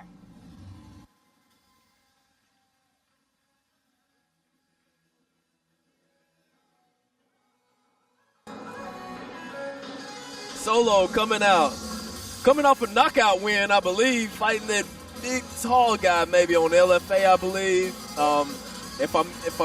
If I'm speaking correctly, I'm not sure, but it was crazy overhand right from Solo. I mean, put the guy straight on his butt. So we're going to see if he can perform the same thing against Brandon Gaitor. Solo, the IRS man, Hatley, is just a stud. He has fought all over the biggest of big organizations. He has fought LFA, coming off of LFA fights. And you know, if you're on LFA, then you are on the precipice of getting to the UFC. That is the level that Solo Hatley is. Yeah. I mean, he's definitely one of the top prospects in the area. Let's see if he can get past Brandon Gaitor, though. I mean, Brandon Gaitor, last fight, head kick knockout. I mean, Solo, his last fight, overhand right knockout. We are finna see some fireworks. And Solo is built like a brick house. He is built like a brick house, coming from Rock City MMA. Again, you're not going to find two better gyms, you know, whether Law School MMA or Rock City MMA. Right. Solo Hatley, like I said, you know, there's nothing that Brandon Gaitor is going to throw at him that he hasn't seen. Yeah. It's just, you know, the little nuances are going to make this fight because these guys, both of them, are so good. But let's just go here from Jamie Grant. Let's bring, let's get Gaitor to the cage. Memphis, Tennessee, welcome to the arena, Brandon Gaitor. Brandon Gaitor has always been known for like a really, really good ground game. And if he's throwing head kick knockouts now, watch out. Right, yeah. On the feet, on the ground, I mean, double-edged sword. How much training do you get to do with Brandon Gaitor? I train with Brandon Gaitor a lot, and Have you seen a big progression in his striking? Definitely. I mean, his movement is good. Haven't rolled with him on the ground, obviously, but not saying that I can't roll on the ground now, Eric. Yeah, you don't want none of this smoke. So. I don't. I climb I up the chimney. I climb up the chimney. But anyways, I have rolled with Brandon Gaitor on the ground. Yeah, and he's legit. Yeah, his striking is legit too. Legit also unorthodox. I mean, he hits and move. It's hard to hit Gaitor. It's hard to hit him. This guy's good on his feet. Yeah, and you know, one of the bigger prospects ever to really come out of this area, Jesse James Wallace, maybe about a year and a half ago, he fought Jesse James. Jesse James Wallace, everybody coming off the Contender Series, everybody said Jesse James Wallace is the best in the area. And Brandon Gaitor went in here in this cage, Attitude MMA, and took a unanimous decision. Solo Hatley Jr., 26 years old, 5'6", 150. Look at the experience he has, 9-6 pro record at the age of 26. He is coming in at the slight favorite, minus 185 odds, meaning you have to put down $185 to win 100. He is fighting, though, slight age difference, 34-year-old Brandon Gaitor, 5'10", 145 pounds, 4-3 amateur or pro record. Now, we have to put an asterisk by that 4-3. One of those losses was a fluky loss where the timekeeper accidentally rang the bell when he had a deep Kimura locked in. Did not know that. Yeah, I was actually a judge on that fight, and the timekeeper thought it was an amateur fight, hit the buzzer at 3 minutes instead of 5. So in reality, you should really take a loss off that Brandon Gaitor record and add a win. He should be 5-2. Let's go to Jamie Graham for the official introduction. Memphis, Tennessee, Memphis Music Room. Welcome to our main event. Ladies and gentlemen, our next contest is a professional bout scheduled for 3 5-minute rounds in the 145-pound division. Introducing first, fighting out of the blue corner, with 9 victories and 15 professional bouts, a mixed martial artist standing 5 feet 6 inches tall, weighing 150 pounds, fighting out of Little Rock, Arkansas, representing Rock City MMA. Give it up for Solo, the IRS man, Hatley Jr. His adversary, ladies and gentlemen, standing across in the red corner, a mixed martial artist. 5 feet 11 inches tall, 146 pounds, fighting out of Memphis, Tennessee, representing Law School MMA. Give it up for Brandon, the Gladiator Gaitor! Ladies and gentlemen, third man in charge of the action, Mr. Chad Washburn. Gentlemen, you've been instructions in the back. Listen to my commands, respect my commands, have a good fight. If you want to touch them up, touch them up. Back to your corner. Something to note. Here we go. Solo Hatley Jr. did miss weight by 5 pounds. A whopping 5 pounds in this match. It's not too professional, in my opinion. Never miss weight. Never miss weight. He was, from Scotty, the matchmaker, said people were helping him enter the building. Let's see if that weight cut really affects him in this fight. Brandon Gaitor just looks in phenomenal shape, though. Both relaxed. Expected from professional fighters on this level. Feeling each other out. Brandon switches stands.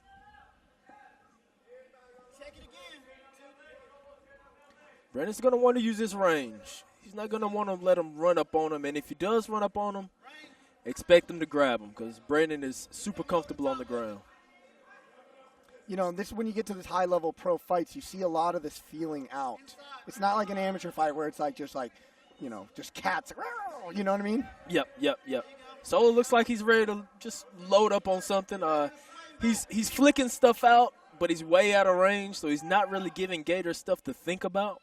And it's really kind of like with these pro fighters, they're learning to dance with each other right now. Who's going to be who's going to go first? Who wants to counter punch? So it's this really feeling out process right now. Yeah. Solo taking his time. Pretty solid leg kick there. Yeah. Brandon just needs to keep with the feints, keep him thinking about stuff, you know. That way he won't run up on him so fast, you know, because Solo wants to get in there. He's going to want to get in. He's going to want to throw big bombs. And you could tell by that high guard that Solo Hatley has. That's, I think, about the third unchecked low kick that Brandon Gaitor's taken so far. Yeah. Brandon's front leg is turned inside, which opens for leg kicks. And he's not going on the thigh or necessarily the calf. He's taking it right to the side of the knee.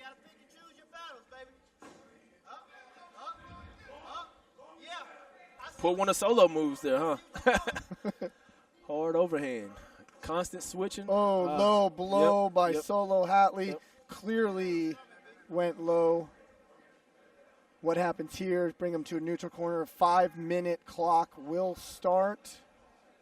Brandon Gaitor has up to 5 minutes to recoup. And listen, it looked painful right away. You saw I heard that. I heard it.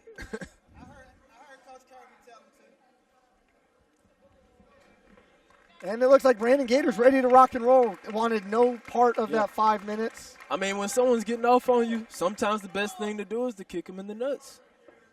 Hey, listen. You heard it here from the body snatcher. Yeah. I've used it. Let's get back to it. Still nice high guard, nice leg kicks. Unanswered. Right back at him. But that was the 5th, I believe, low kick unchecked by Brandon Gaitor. And those will add up. I mean, you start slowing your movement down. Brandon, has good lateral movement, but if he keeps getting hit with these leg kicks, it's gonna slow him down. Nice high kicks from Brandon. I'd like to see more of the switch kick high kick because that seems like it'll get in more. With a high guard that Solo Hatley has, he doesn't even have to really move. If you notice, he is not taking those off his temples. No, that's good. That's the kind of fighter I like. You know, nice high guard. You know, play it safe. Better safe than sorry. Every time Brandon Gaitor switches to that regular stance, the leg kick is coming. Brandon Gaitor will switch back and forth every now and again, but that low kick comes every single time.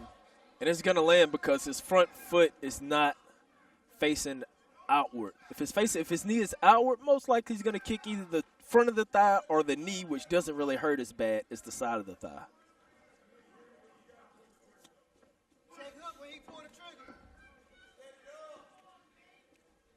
Just taking their time. There we go. That's a great check.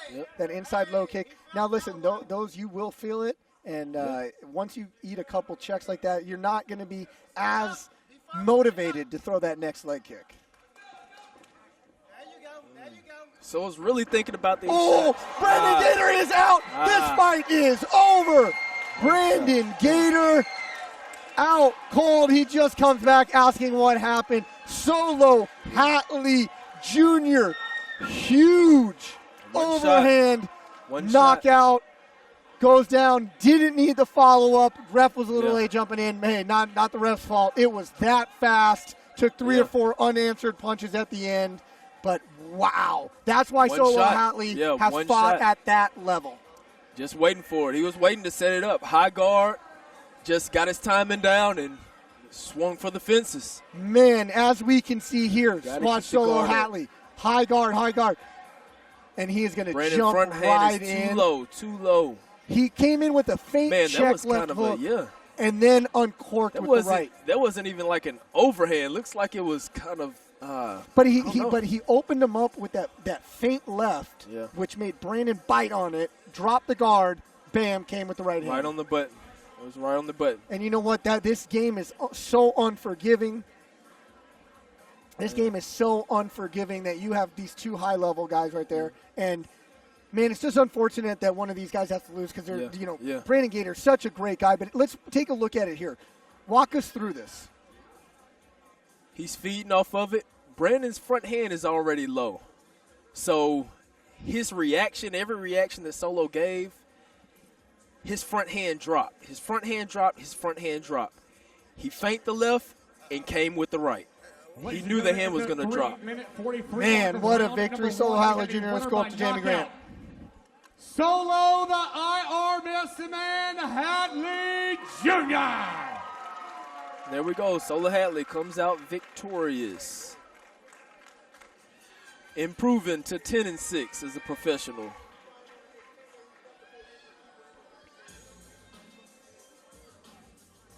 Oh, dear Lord. Man. So, first of all, looked phenomenal. Looked like you had intentions of always keeping the center of the cage in this fight. Were you aiming to keep it strictly a striking battle? Yes, I'm primarily a striker. That's really what I've been messing up in my last couple of fights. I've been trying to go in as a wrestler. And even though you're supposed to train everything, I am a striker, so that's why I came here and do what I do best. Now, early on, throughout that first round, you were employing or just using a lot of leg kicks. And every time you feinted, it seemed like he would react heavy. So were you baiting the leg kicks and the feints to uncork that right hand? Yes, leg kicks is a very, very heavy part of the game, and my coach is always nagging me about feinting, don't throw naked kicks. I threw a couple of naked kicks. I tried not to do that. But, yeah, leg kicks was a big part of the game plan.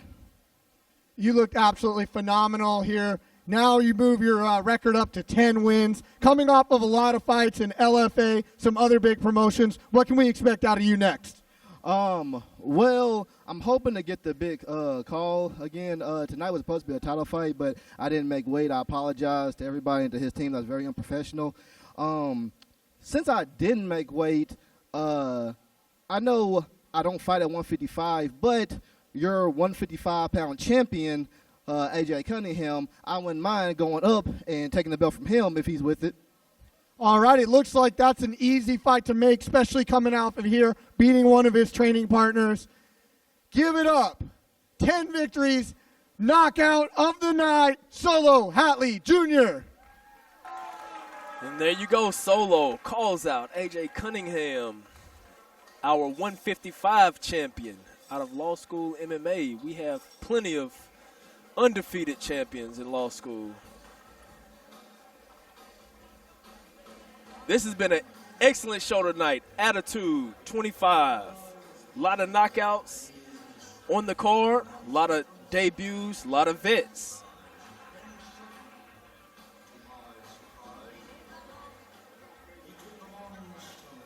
And that is it. I hope y'all enjoyed the Come back, follow us, Facebook, Instagram, Attitude MMA. Well, ladies and gentlemen, Attitude MMA and the Memphis Music Room would like to thank each and every one of you for joining us this evening. Attitude MMA 25 wraps up the year and closes it out for us. But make sure you follow us on social media, Attitude MMA, to find out what 2023 brings. We hope to see you all next time. Drive safe. Good night.